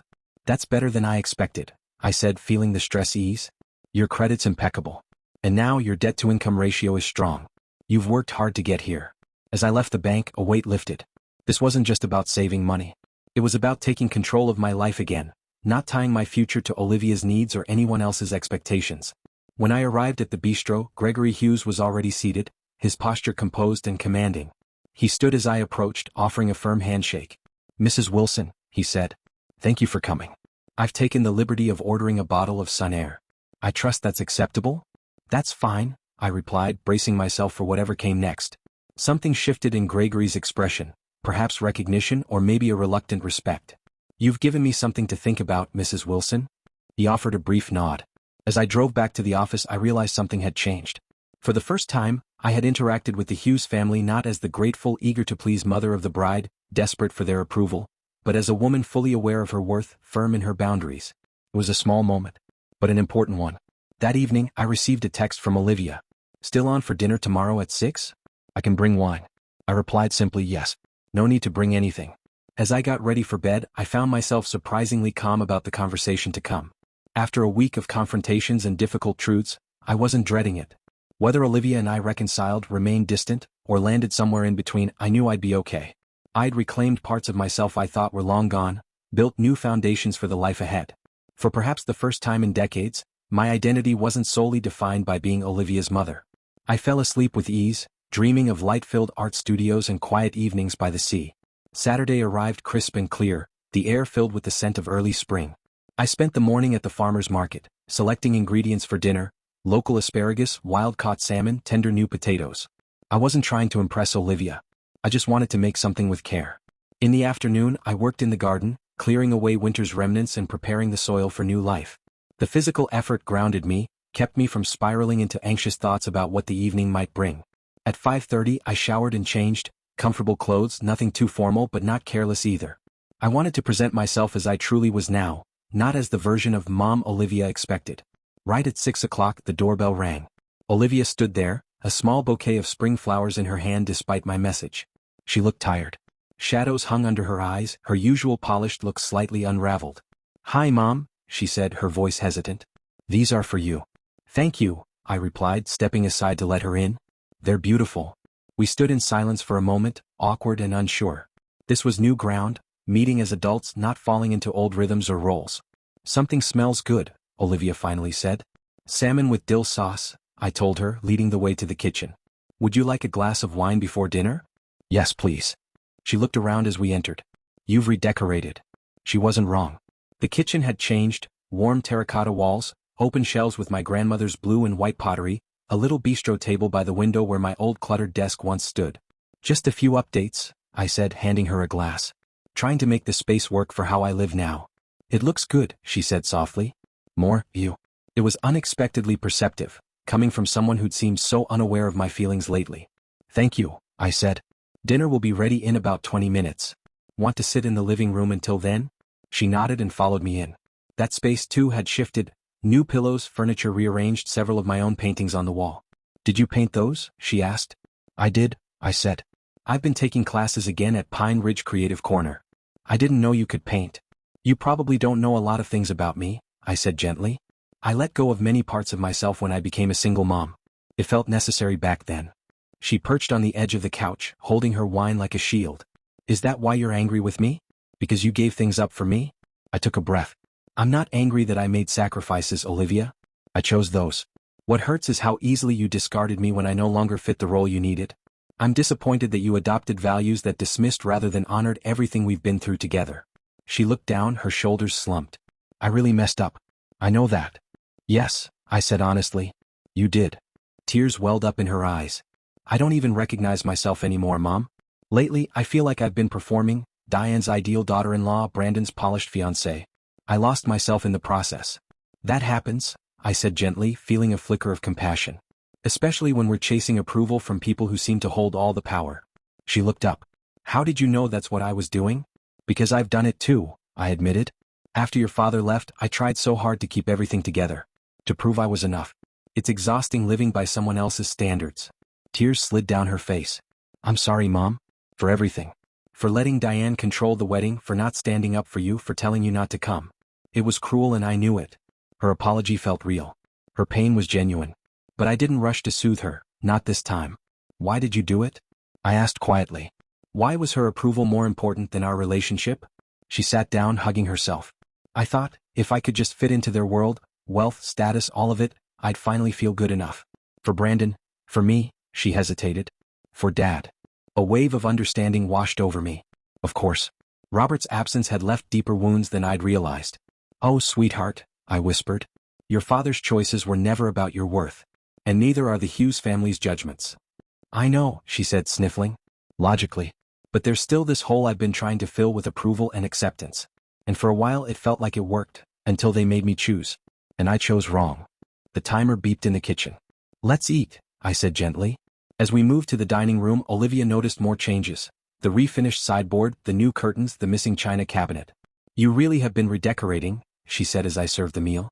Reclaiming, I corrected. I'm making this house reflect who I am now, not just the roles I used to play. We ate in silence for a while. Brandon still wants to get married, she said finally. But he thinks we should do premarital counseling first. That sounds like a wise idea, I said. But what do you want, Olivia? She blinked. What do I? Yes. Not what Brandon wants. Not what Diane expects. What do you want for your life? She set her fork down slowly. I don't think anyone's asked me that in a long time. Maybe not since college. Maybe it's time to start asking yourself, I said. She nodded. I think I want to figure out who I really am when I'm not trying to please everyone else. And I want to fix things between us. I miss how we used to be.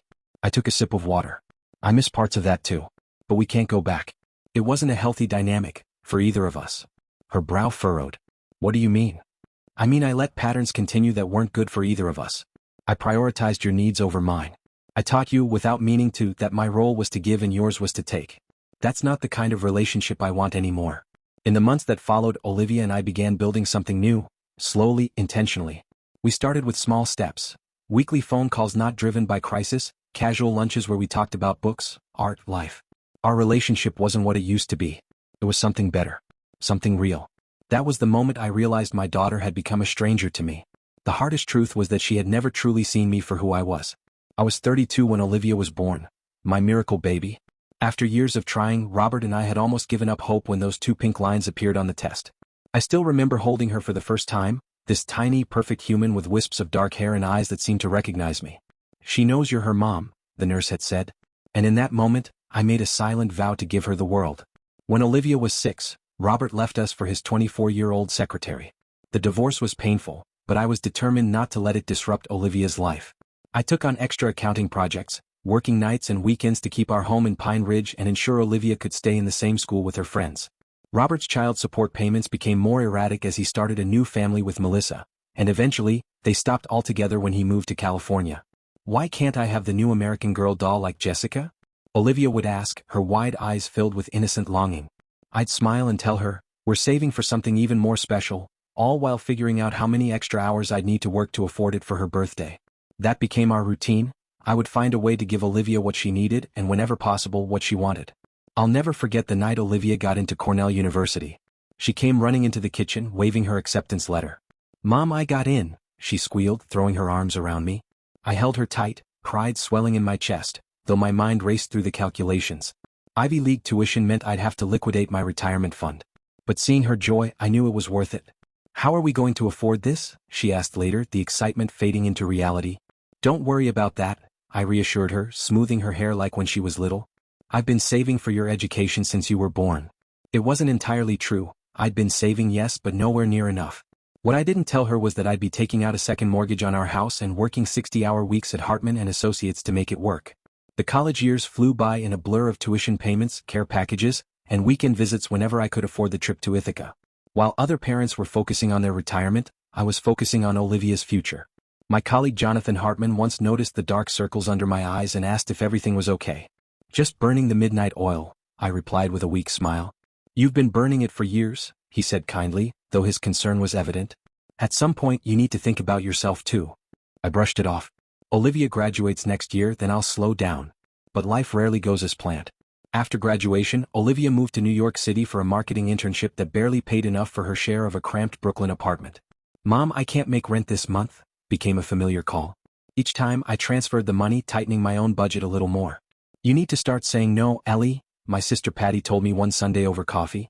"She's an adult now. She needs to figure things out on her own." "It's just until she gets established," I insisted. "The marketing industry is tough to break into." Patty gave me a look I knew all too well, concern mixed with exasperation.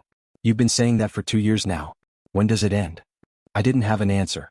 The truth was, I didn't know how to stop being the one who solved Olivia's problems. It had been my identity for so long that I wasn't sure who I'd be without it. When Olivia met Brandon Hughes 3 years ago at a charity gala, something changed. The calls for financial help grew less frequent. She was now being wined and dined by a handsome finance manager whose family had deep roots in Connecticut society. Brandon came from old money, the kind that didn't need to be flashy because it spoke for itself. When Olivia brought him home to Pine Ridge for Thanksgiving, I noticed how she sought his approval for everything, from her outfit to her opinions. "Brandon thinks I should switch to corporate marketing," she told me one evening as we washed dishes. "He says there's more growth potential."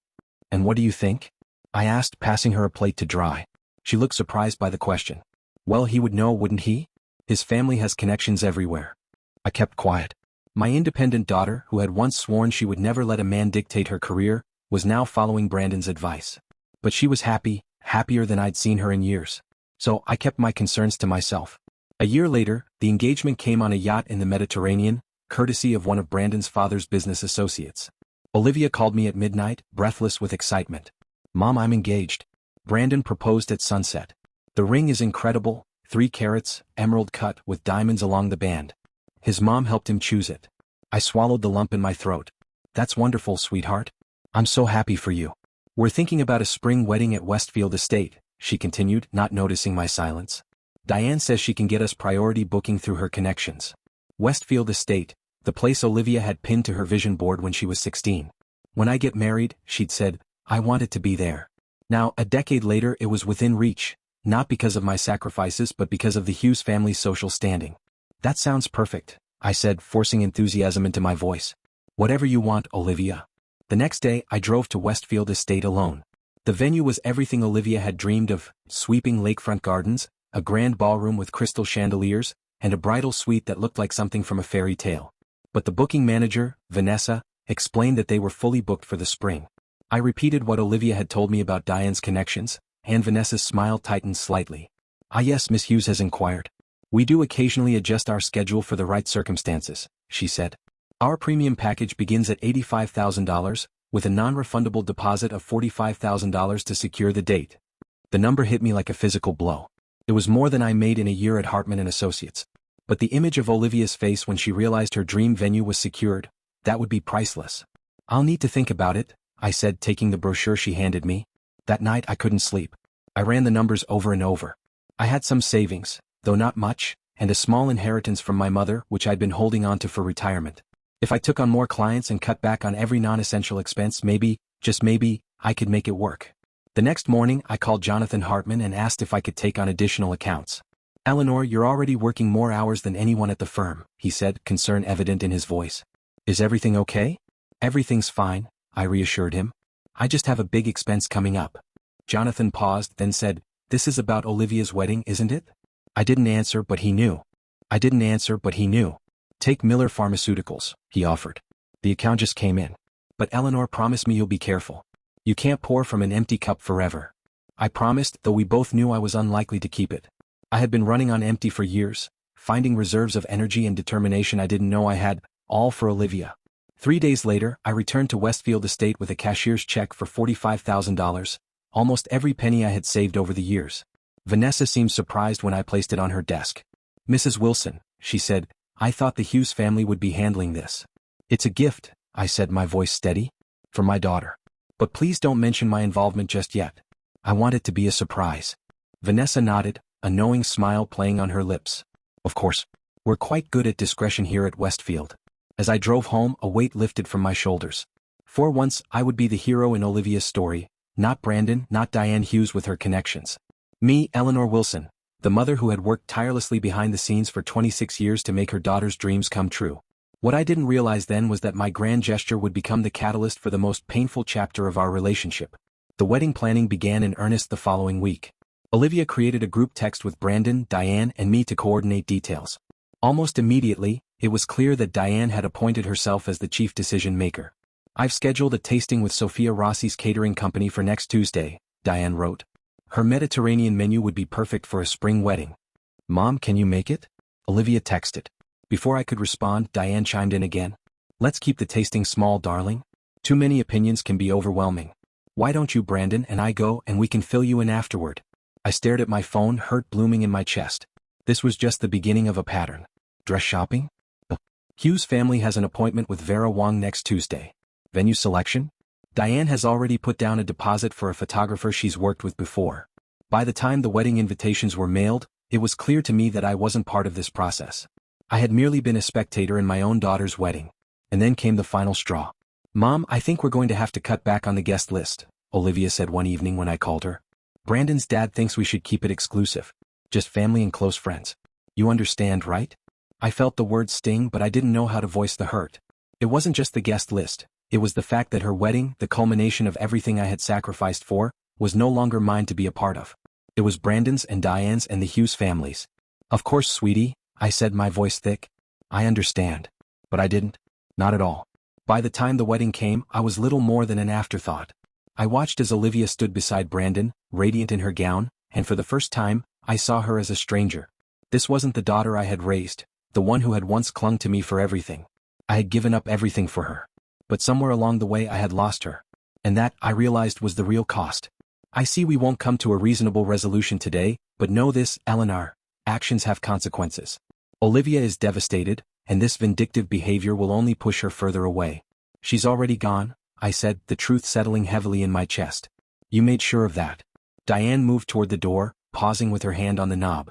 If you change your mind, if you decide to repair this relationship, you know how to reach us. After she left, I collapsed onto the sofa, exhaustion overwhelming me. My phone buzzed with a text from my sister, Patty. Olivia just called me in hysterics. What's going on?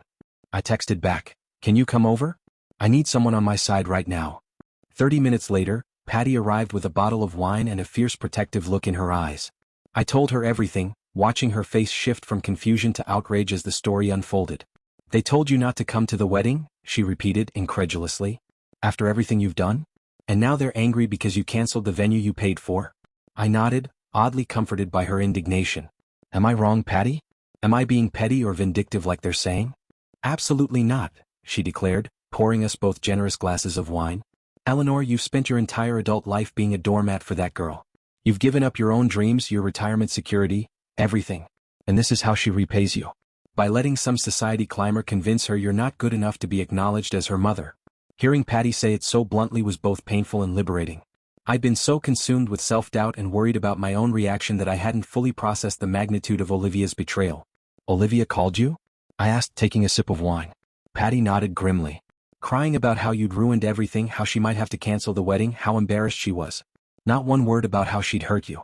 Not one acknowledgement that banning her own mother from her wedding was cruel and unusual punishment. She said I was punishing her for hurting my feelings, I muttered, staring into my wine glass, like my feelings were just an inconvenience to her perfect day. And that, Patty said, pointing at me with her free hand, is the problem. Your feelings have always been secondary to hers. You've taught her that your job is to give, and hers is to take. And now she's shocked. Shocked that you've finally drawn a line. Tears welled in my eyes again. I always thought I was doing the right thing, being selfless, putting her needs first. Isn't that what a good mother does? Patty set down her glass and took my hand. A good mother teaches her child to be considerate, grateful, and kind. You did everything for Olivia, except require her to think about someone other than herself. Her words were harsh, but they rang with uncomfortable truth. Had I enabled this? Had my constant sacrifice, my willingness to put myself last, contributed to Olivia's ability to discard me so easily? I don't know who she is anymore, I whispered. The Olivia I raised would never have treated anyone this way, let alone her own mother. People show you who they are when it costs them something, Patty said softly. When it was easy to love you, when you were solving her problems, paying her bills, supporting her dreams, Olivia was happy to have you around. But the minute your presence became inconvenient to her social climbing, you became expendable. I winced at her bluntness, but couldn't deny the accuracy of her assessment. So what do I do now? I asked. Now, Patty said, refilling our glasses. You start rebuilding your life without Olivia at the center of it. You focus on Eleanor, what she needs, what she wants, what will make her happy. And if Olivia ever decides to grow up and recognize what she's thrown away, you can decide then whether to let her back in. That night, after Patty left, I sat at my kitchen table with a legal pad, doing something I hadn't done in decades, making a list of my own dreams, my own goals. What did I want for the years ahead? Who was Eleanor Wilson when she wasn't defined by motherhood? The list started slowly, practical things like repainting the living room, fixing the creaky stairs, updating my wardrobe. But as I continued writing, deeper desires emerged. Travel to Europe, learn to play piano, take art classes, move to a cottage by the sea, retire early. I looked at the final item and circled it with my pen. Early retirement had seemed impossible just days ago, when I was still mentally setting aside funds for Olivia's needs. But now, if I cut back on expenses, took on a few more clients in the short term, and most importantly, stopped functioning as Olivia's financial safety net, it might be possible within 5 years. For the first time since the confrontation at the morning brew, I felt a flutter of something like hope. There was life after Olivia. There was the possibility of joy that didn't revolve around her accomplishments, her happiness, her needs. The next morning, my resolve was tested again. Michael, my son, called early. Unlike Olivia, Michael had been largely self-sufficient since graduating from state college. He'd become a high school history teacher, married his college sweetheart, and settled in a neighboring town. We were close in a comfortable, low-maintenance way. Sunday dinners once a month, phone calls on birthdays and holidays, the occasional text message about something that made him think of me. "Mom, what's going on with Olivia?" he asked, concern evident in his voice. "She called Katie last night, completely hysterical about the wedding venue." Katie was Michael's wife, a sweet, practical woman who taught kindergarten. She and Olivia had never been particularly close, which made the call even more unusual. "It's a long story," I sighed. "The short version is that Olivia told me I wasn't welcome at her wedding, so I canceled the venue I had paid for." A low whistle came through the phone. "You paid for Westfield Estate? That place costs a fortune. $45,000 for the deposit alone." I confirmed, nearly every penny I had saved. "Jesus, Mom," Michael said, genuinely shocked. "Why would you do that?" "Because I'm an idiot," I said with a rueful laugh. "Because I thought I could buy my way into being treated with basic respect by my own daughter." Michael was quiet for a moment. "She told Katie you did it out of spite? Because you were jealous of Brandon's family?" A fresh wave of hurt washed over me. Of course she did. Heaven forbid she take responsibility for her actions. "Mom," he said hesitantly, "you know Olivia's always been dramatic. She gets it from Dad. Maybe if you just talk to her, explain that you were hurt."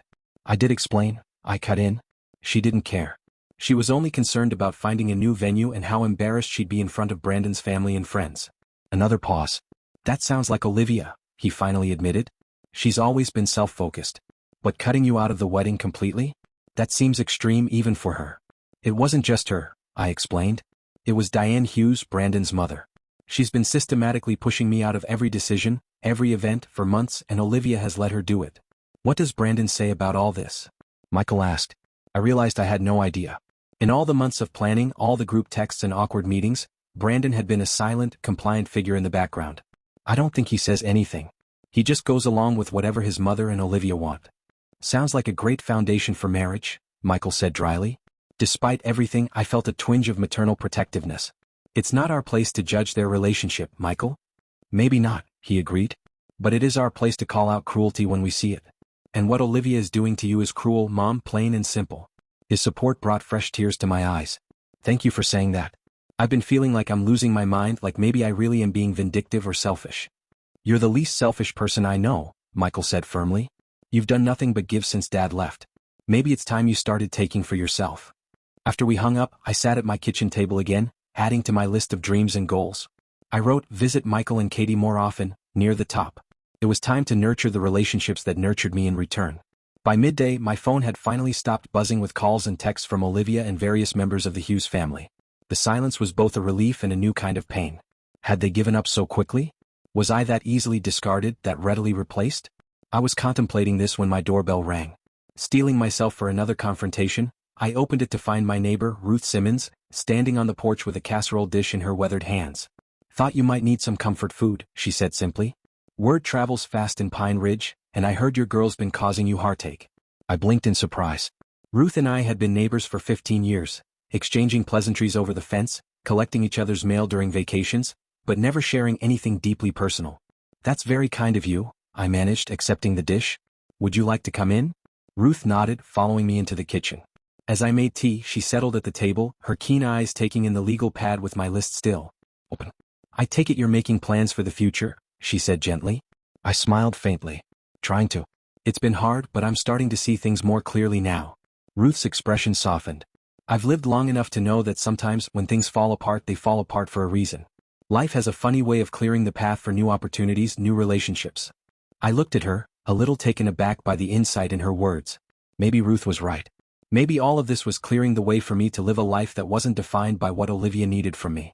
I hadn't realized the depth of the situation until it forced me to confront the truths I'd been avoiding for years. Olivia's cold rejection of me from her wedding wasn't a sudden betrayal. It was the culmination of a long-standing pattern that had been building since her teenage years. My decision to cancel the venue, even at a significant financial cost, wasn't just about this one act of disrespect. It was about reclaiming my worth after decades of letting it be diminished. As I sat alone in my quiet kitchen, a strange calm settled over me. The storm of hurt and anger wasn't gone, not completely, but for the first time in ages I felt grounded. My life had been upended, my relationship with Olivia fractured, perhaps beyond repair, but I was still here. Still Eleanor Wilson. Still capable of building a life worth living, with or without Olivia in it. Later that evening, as I prepared for bed, my phone pinged with a message. It was from Olivia, the first direct contact since our tense call that morning. "We found another venue, the Pines Resort. Not as nice as Westfield, but it'll do. Hope you're satisfied."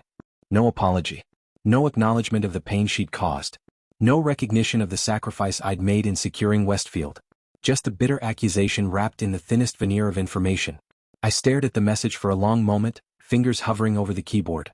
A week ago, I would have responded with reassurance, with apologies, with attempts to smooth things over. But that Eleanor Wilson was gone, replaced by a woman who finally understood her own value. I set the phone aside without replying and turned off the light. Tomorrow would bring new challenges, new decisions, new opportunities to reclaim pieces of myself that had been sacrificed for years. And for the first time in 26 years, I was ready to face those challenges, not as Olivia's mother but as Eleanor Wilson. A woman with her own dreams, her own boundaries, and her own path forward. The next morning I arrived at Hartman & Associates an hour earlier than usual. The office was quiet, sunlight streaming through the windows and casting long shadows across the polished hardwood floors. I found comfort in this familiar space, the hum of computers starting up, the scent of fresh coffee brewing, the orderly arrangement of files and folders that had defined my professional life for 15 years. I settled into my desk, organizing the day's tasks with a focus I hadn't felt in months. When Jonathan arrived at 8, I was already deep into reviewing the Miller Pharmaceuticals' quarterly projections. "You're here early," he remarked, leaning against my doorframe. "And you look different." Surprised, I looked up. "Different how?" He studied me for a moment. "Determined. Present. Like you're actually here instead of mentally juggling Olivia's latest crisis." I hadn't realized how much my preoccupation with Olivia had been visible to others. "I've made some decisions," I said, straightening the papers on my desk. "About my future. About what I want." Jonathan smiled, warmth in his eyes. "I'm glad to hear it. My office in 30 minutes to discuss the partnership?" I nodded, a flutter of excitement rising within me that had nothing to do with maternal duty or obligation. This was for me. My career, my achievements, my future. The partnership discussion was straightforward. Jonathan had been wanting to reduce his workload for years, gradually transitioning toward retirement.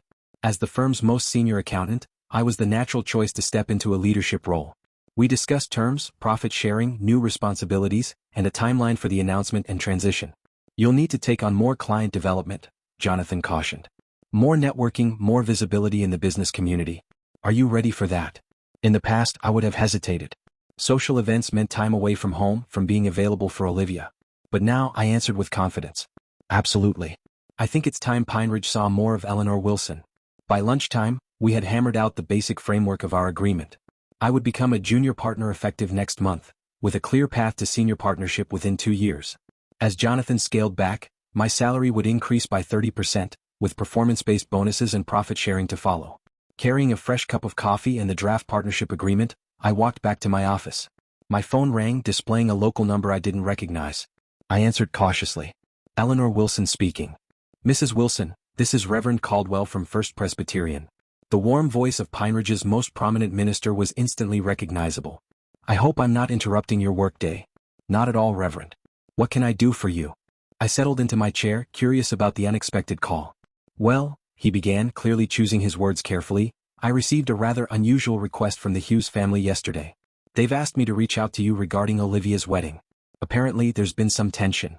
I almost laughed at the understatement. That's one way to put it. They seem to think I might be able to mediate, perhaps help resolve the situation before the wedding, he continued. Mrs. Hughes was particularly insistent. Of course she was. Diane wouldn't want the uncomfortable task of explaining to her social circle why the wedding had been downgraded from Westfield Estate to the Pines Resort. Better to pressure me into compliance through a respected community figure. I appreciate your call, Reverend, I said, keeping my tone respectful but firm. But I'm afraid this isn't a situation that can be resolved through mediation. My daughter made it clear I'm not welcome at her wedding, and I've accepted her decision. Not welcome? Genuine surprise colored his voice. That wasn't mentioned in our conversation. I was given the impression this was about a venue change. The venue change was a consequence, not the cause, I explained. Olivia informed me that my presence would create unnecessary tension at her wedding. So I canceled the venue. I had privately paid for it. A long pause followed and I saw him finally speak, his tone noticeably different.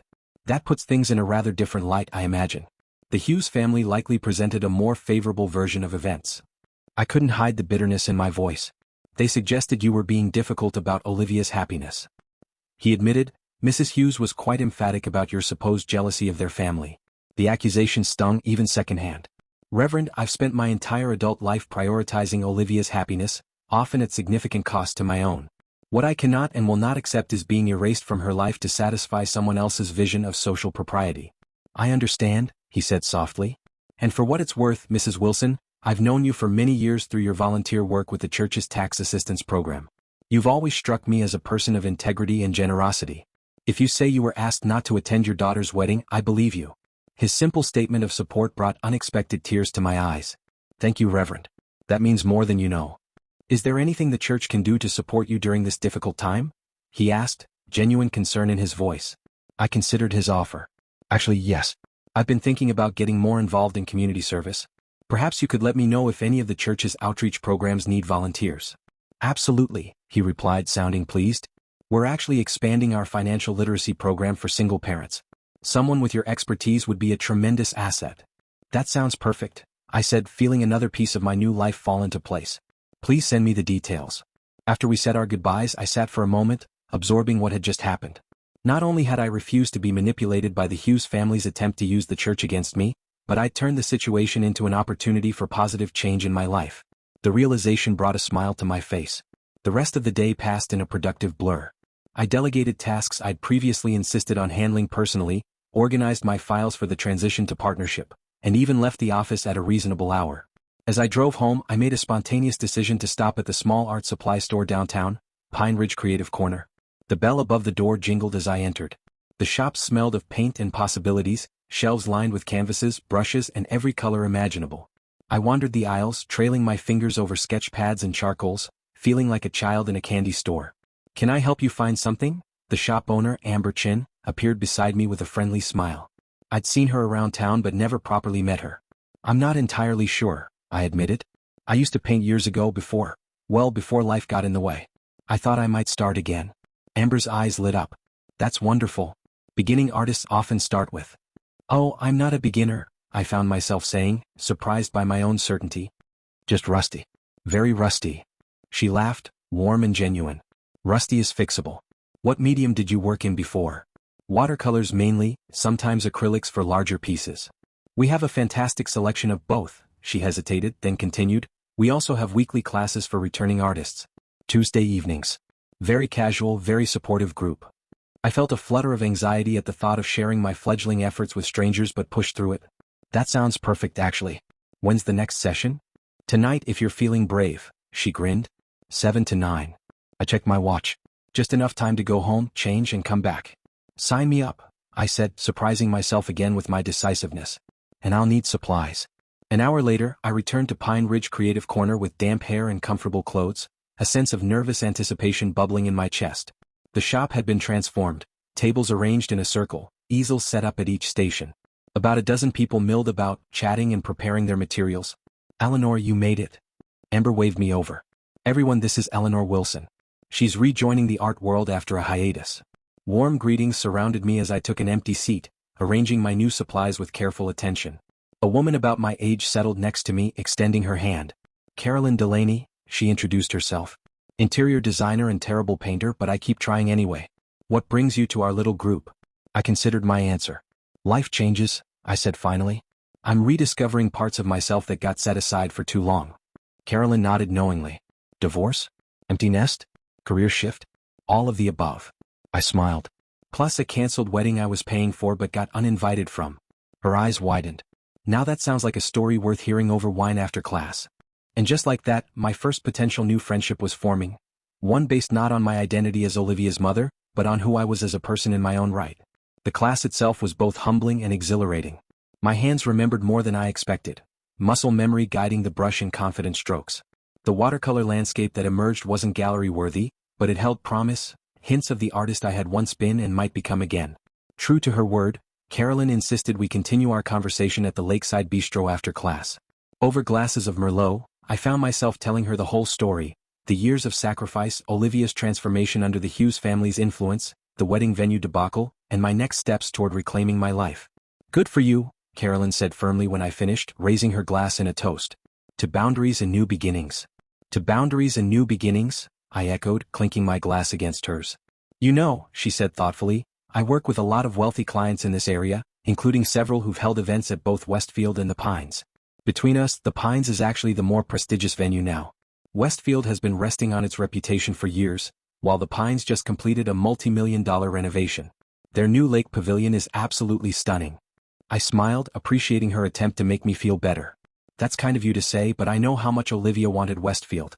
She had her heart set on it since she was a teenager." Caroline shrugged. "Then perhaps this is a good lesson for her. We don't always get what we want, especially when we treat people poorly." She took another sip of wine.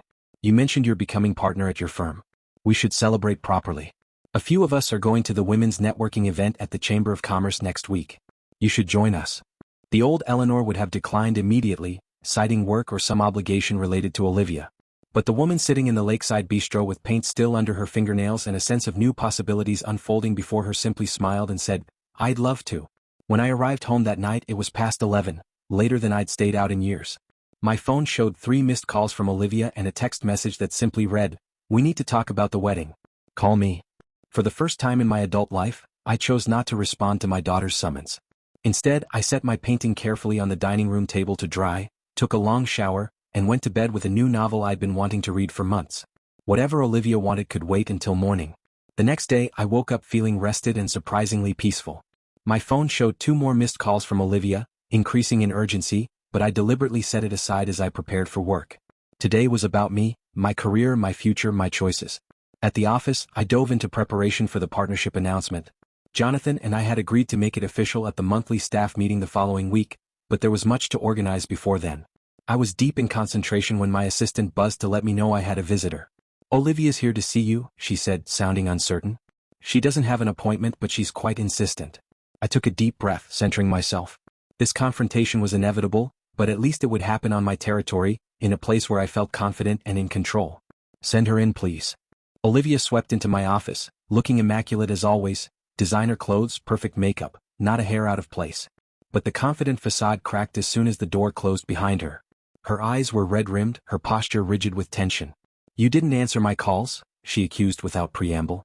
"I was busy," I replied calmly, gesturing to the chair across from my desk. "Please sit down." She remained standing, arms crossed defensively. "Too busy for your own daughter? Is that how it's going to be now?" The irony of her indignation wasn't lost on me. "Olivia, you made it very clear that my role in your life is no longer a priority. I'm simply respecting your wishes and focusing on my own priorities now. By ignoring me? By canceling my wedding venue and then ghosting me?" I folded my hands on my desk, maintaining my composure. "I didn't cancel your wedding, just the venue I was personally funding. And I haven't been ghosting you. I've been living my life just as you've been living yours."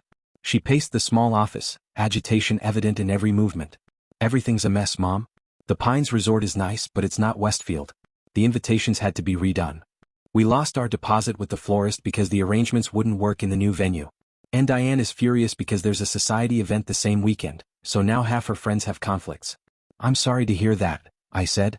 Despite everything, I couldn't take any satisfaction in Olivia's distress. But these were the natural consequences of the choice you made when you decided I wasn't welcome at your wedding. She stopped pacing and faced me, tears welling in her eyes. I didn't mean it like that. Then how did you mean it, Olivia? Because I think it's best if you don't come. Seems pretty clear to me. She sank into a chair, suddenly looking so young and lost. I just wanted everything to be perfect, Diane said. Having you prominently featured would remind everyone that we don't come from the right social background. I finished for her. We're not wealthy enough, connected enough, sophisticated enough for the Hughes family circle. She didn't deny it, which hurt more than any angry retort could have. You don't understand the pressure I'm under. Brandon's family has expectations. His mother's been planning this wedding in her head since he was born.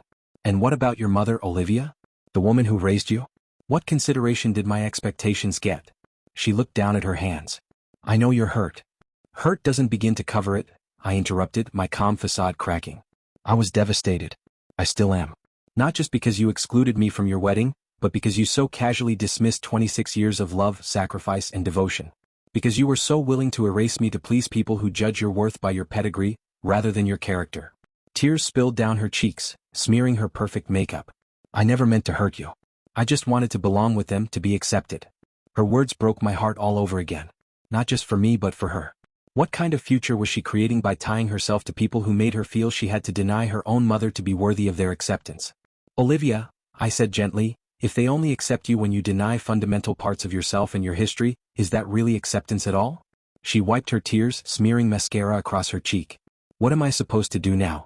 The wedding's in 5 weeks. Everything's arranged. People are expecting. What do you want? I asked, cutting through her spiral of anxiety. Not what Diane wants, not what Brandon expects, not what their social circle demands. What does Olivia Wilson want for her wedding day? She stared at me blankly as if the question made no sense. I want everyone to be happy. Everyone except yourself, it seems. I sighed, feeling suddenly exhausted by the conversation. Olivia, I can't tell you what to do. You're an adult and these are your choices to make. But I want you to understand that I won't be putting my life on hold anymore, waiting for crumbs of your attention or appreciation. What does that mean? She asked, panic creeping into her voice.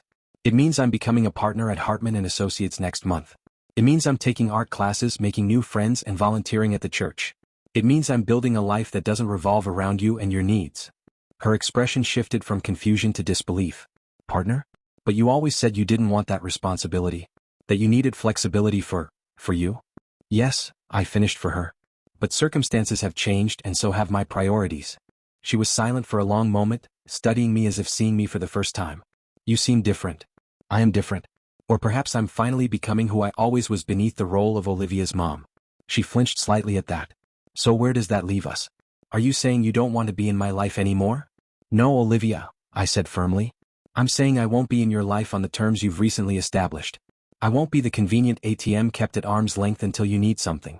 I won't be the mother who's hidden away when she doesn't fit the image you want to project. I deserve better than that, and frankly, so do you. She stood abruptly, gathering her purse. I should go. I need to think about things. I nodded, rising as well. That would be a good start. At the door, she paused, turning back with uncertainty in her eyes. Will you at least think about coming to the wedding? Not as mother of the bride, just as a guest. The request was so painfully inadequate, so emblematic of the dynamic I was trying to change that I almost laughed. No, Olivia. I won't be attending your wedding in any capacity. Not because I'm punishing you, but because I respect myself too much to accept such a diminished place in your life. After she left, I sat at my desk for a long time, processing the encounter. There was pain, yes, but also a strange sense of liberation. For perhaps the first time, I had stated my needs and boundaries clearly, without backing down, without prioritizing Olivia's feelings over my own. It felt both foreign and right. The rest of the week unfolded in a series of small but significant changes. I redecorated my home office, converting it from a cluttered storage space for Olivia's childhood mementos into a proper workspace with a desk overlooking the garden. I attended my second art class, bringing in a canvas from home, an unfinished landscape I'd abandoned when Olivia started kindergarten nearly 22 years ago. I participated in the church's volunteer orientation, signing up to lead a 6-week financial literacy workshop for single parents. Each step felt like reclaiming a piece of myself, like color returning to a faded photograph. There were moments of doubt, of course, late at night when the house felt too quiet, or when a memory of Olivia as a child would surface unexpectedly. But even in those moments, I held firm to my new boundaries, reminding myself that true love didn't require self-erasure. On Friday evening, my sister Patty called to check in.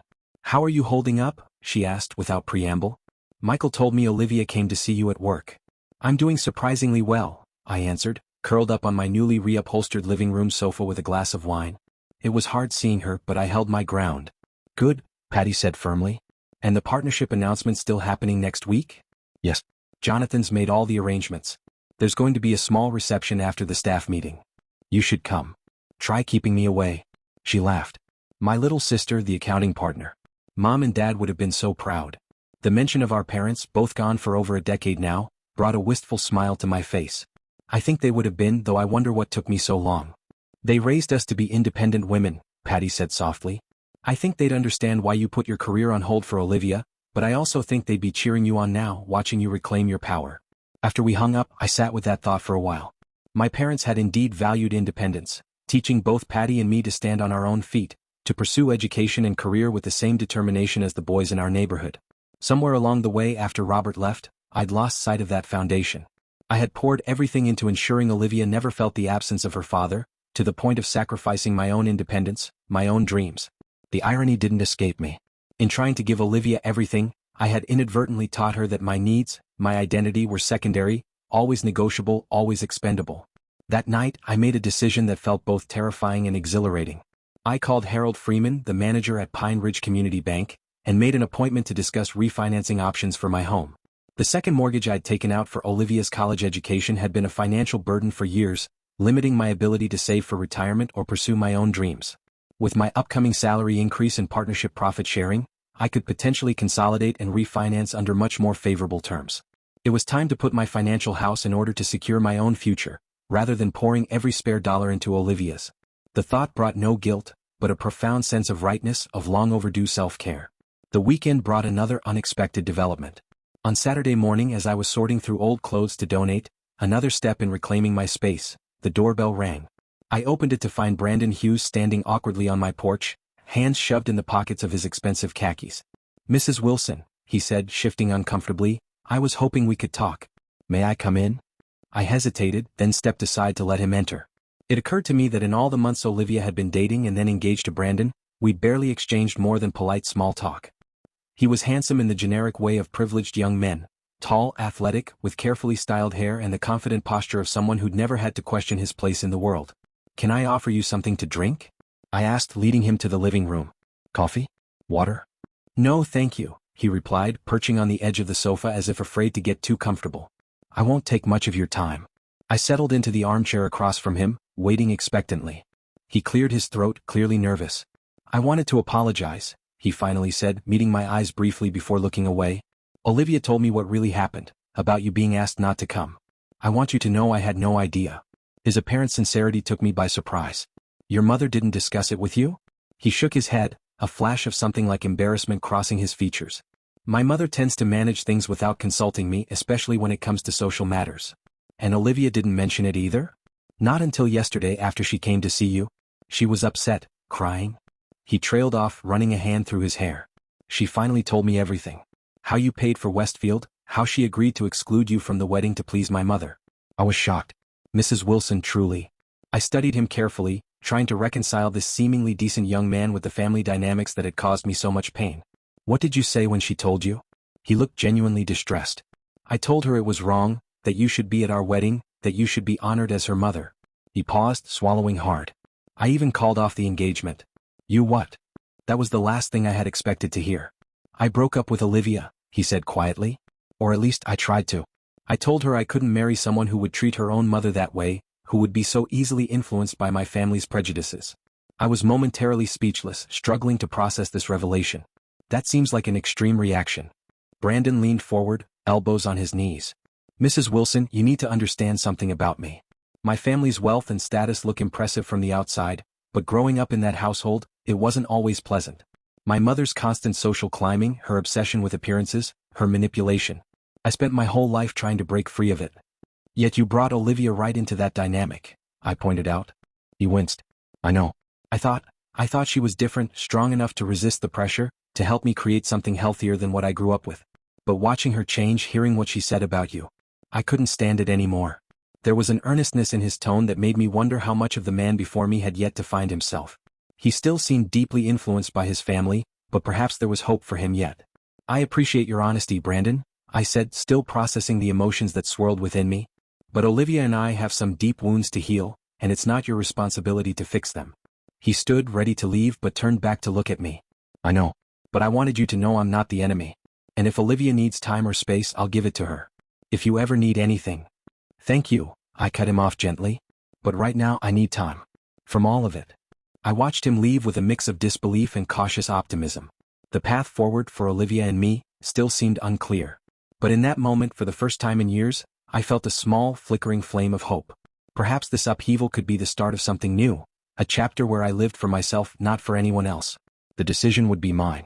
Have you considered that maybe the issue isn't just your mother's influence, but the underlying values you're bringing into this marriage, the expectations tied to your family's wealth and status? I asked. He nodded slowly. That's exactly why I think postponing is the right choice. We need time to figure out what we really want, what kind of life we're building together. He hesitated, then added, and I need to set firmer boundaries with my mother. I couldn't help but feel a flicker of sympathy for him, caught between his overbearing mother and his conflicted fiancée. But I also recognized the danger in being pulled back into their orbit, testing my newly established boundaries so soon. I appreciate you coming here, Brandon, I said. And I'm glad you're encouraging Olivia to reconsider her choices. But my position hasn't changed. I won't be treated as an afterthought in my daughter's life, nor will I fund a wedding where I'm not fully welcome. I understand, he said, rising to leave. I just wanted you to know that not everyone in the Hughes family shares my mother's perspective, and I hope with time, we can build a better relationship. After he left, I sat for a long while, processing the unexpected visit. Was this a genuine olive branch or just another manipulation? Was Olivia truly having a change of heart, or was she merely reacting to the threat of losing Brandon? And most importantly, what did I want from this situation? The answer came to me with surprising clarity. I wanted consistency. I wanted my boundaries respected, not just when it was convenient but especially when they were challenged. I wanted the space and time to continue rebuilding my life, rediscovering my identity beyond motherhood. With that realization, I made another decision. I wouldn't reach out to Olivia. I wouldn't suggest a reconciliation or offer to help with new wedding plans. If she wanted to repair our relationship, she would need to do the work to show, through consistent actions, not just convenient words, that she valued me as a person, not just as a resource. In the meantime, I had a life to build, my life on my terms after decades of putting it on hold. For the first time in longer than I could remember, I felt genuinely excited about what that life might hold. The following Tuesday brought the official announcement of my partnership at Hartman & Associates. Jonathan had arranged a small reception in the conference room, champagne, catered hors d'oeuvres, and a tasteful cake decorated with congratulatory messages. The entire staff gathered to celebrate, along with several key clients Jonathan had personally invited. Patty arrived early, bringing a bouquet of vibrant sunflowers and squeezing my hand tightly as we entered the room together. "I'm so proud of you," she whispered. "Look at what you've accomplished." The reception was more emotional than I'd anticipated. Jonathan's speech about my years of dedication, attention to detail, and commitment to client service brought unexpected tears to my eyes. When he handed me the framed partnership agreement, the room erupted in applause. I found myself surrounded by colleagues offering genuine congratulations. Harold Freeman from Pine Ridge Community Bank shook my hand vigorously. "Jonathan tells me this has been in the works for years. I'm glad to see you finally taking the step, Eleanor. Our bank has always valued our relationship with Hartman, and knowing you'll be guiding the firm's future only strengthens that confidence." "Thank you," I said, thinking of our upcoming meeting to discuss refinancing my mortgage. This partnership wasn't just a professional accomplishment, it was the key to securing my financial independence, to building a future that belonged wholly to me. As I mingled with guests, I caught sight of Marjorie Taylor, my longtime friend and former teacher, deep in conversation with Ruth Simmons near the dessert table. Marjorie waved me over, embracing me warmly. "Partner at last. I always knew you had it in you," she beamed, her silver hair shimmering under the conference room lights. "Ruth's been telling me about your return to painting as well. You're on quite a roll, Eleanor." "It feels like making up for lost time," I admitted, "but in the best possible way." Ruth patted my arm.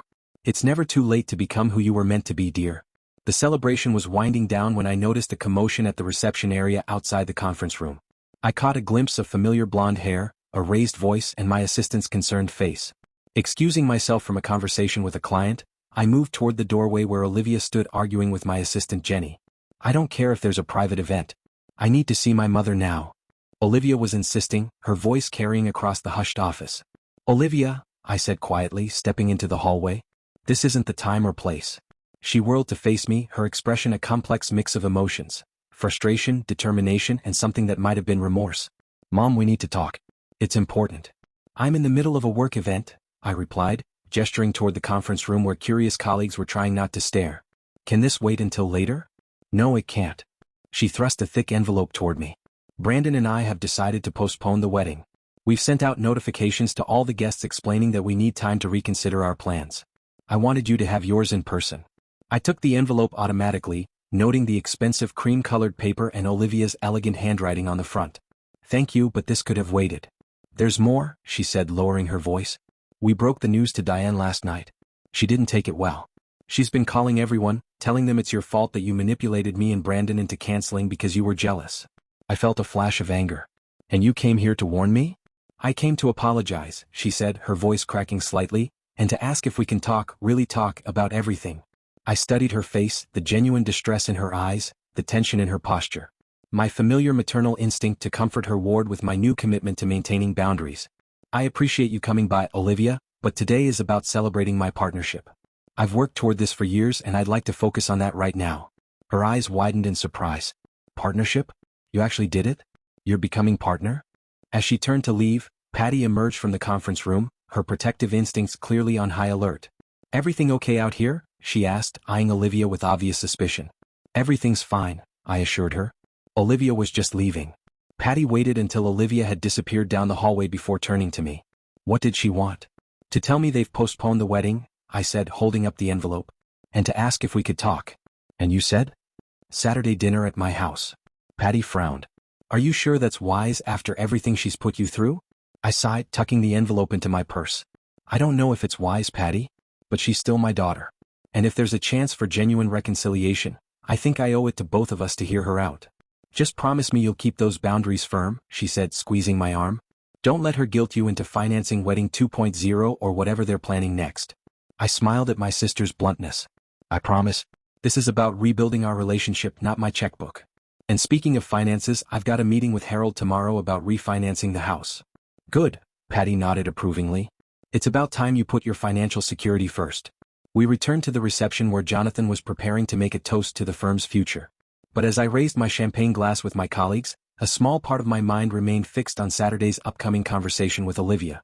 Despite my newfound resolve, despite all the progress I'd made in reclaiming my life, a part of me still hoped for reconciliation, not a return to our old unhealthy dynamic, but perhaps the beginning of something new, something balanced. On Thursday evening, I attended my third art class at Pine Ridge Creative Corner. The week's assignment was a still life arrangement of fruit, vintage bottles, and draped fabric. As I mixed colors on my palette, carefully building layers of pigment on the canvas, Caroline leaned over to inspect my work. You've definitely done this before, she remarked. There's confidence in your brushwork that beginners never have. I smiled, adding a highlight to the curve of an apple. I studied art in college actually before I switched to accounting for the job security. The practical choice, she nodded. I almost went into nursing for the same reason. But sometimes our creative souls refuse to be silenced, don't they? They certainly do, I agreed, thinking of the strange full-circle journey that had brought me back to painting after all these years. After class, Caroline and several other women invited me to join them for drinks at the Lakeside Bistro. We go every Thursday, explained Grace, a retired English teacher with a passion for abstract expressionism. Sort of an unofficial tradition. I hesitated before nodding. Why not? I could use a drink after today's events. As we drove to the bistro, I thought about the conversation that awaited me with Olivia on Saturday. It would be challenging, no doubt. But at least now, after years of appeasing her demands and sacrificing my own needs, I felt like I was finally building the life I wanted. No matter what happened with Olivia, I was no longer dependent on anyone else's validation to feel whole. And that, above all else, was the most empowering feeling of all. Her smile grew colder. Is that what Olivia told you? That it was a mutual decision? How convenient for her conscience. She glanced around at my companions. You should know the kind of woman you're dining with, ladies. She manipulated her own daughter into calling off her wedding out of pure selfishness. Anger rose in my chest, but I forced myself to stay calm. Diane, this isn't the place for this conversation. My friends and I are having a private dinner. Friends? She scoffed. You've known these women for, 5 minutes? Don't pretend you suddenly have a social life, Eleanor. We both know you've spent the last 20 years with no identity outside of being Olivia's mother, and you couldn't even manage that properly. The cruelty of her words hit like a physical blow. Before I could respond, Carolyn rose to her feet, straightening her posture. I'm sorry, but I don't believe we've been introduced, she said, her tone deceptively pleasant. I'm Carolyn Delaney. I've designed interiors for half the homes in Harborview, including the Richardsons next door to you. And while I've only known Eleanor for a short time, I can tell you she has more class in her little finger than you're displaying with this entire performance. Diane blinked, clearly taken aback by Carolyn's intervention. This is a private matter that you chose to make public by approaching our table and creating a scene, Grace interjected, her English teacher authority evident. Rather poor form, wouldn't you say? Maria leaned forward, adding quietly, and just so you know, we've all heard Eleanor's side of the story. If your goal was to damage her reputation, you're about 3 drinks too late. Diane's face flushed with anger and embarrassment. Her gaze swept across our table, lingering on my calm expression before she turned on her heel without another word, marching back to her own booth. Well, said Carolyn, settling back into her seat, that was bracing. I'm so sorry, I began, mortified that my personal drama had spilled over into what had been a lovely evening. Don't you dare apologize, Grace said firmly. That woman was completely out of line. And now we're definitely friends, added Maria with a smile. Nothing bonds a group faster than facing down a common enemy. Their support brought unexpected tears to my eyes. Thank you, I said simply. It means more than you know. We finished our dessert and paid the bill, deliberately taking our time, unwilling to let Diane think she'd driven us away. As we finally rose to leave, I caught sight of the bistro's owner, Sophia Rossi, standing by the bar.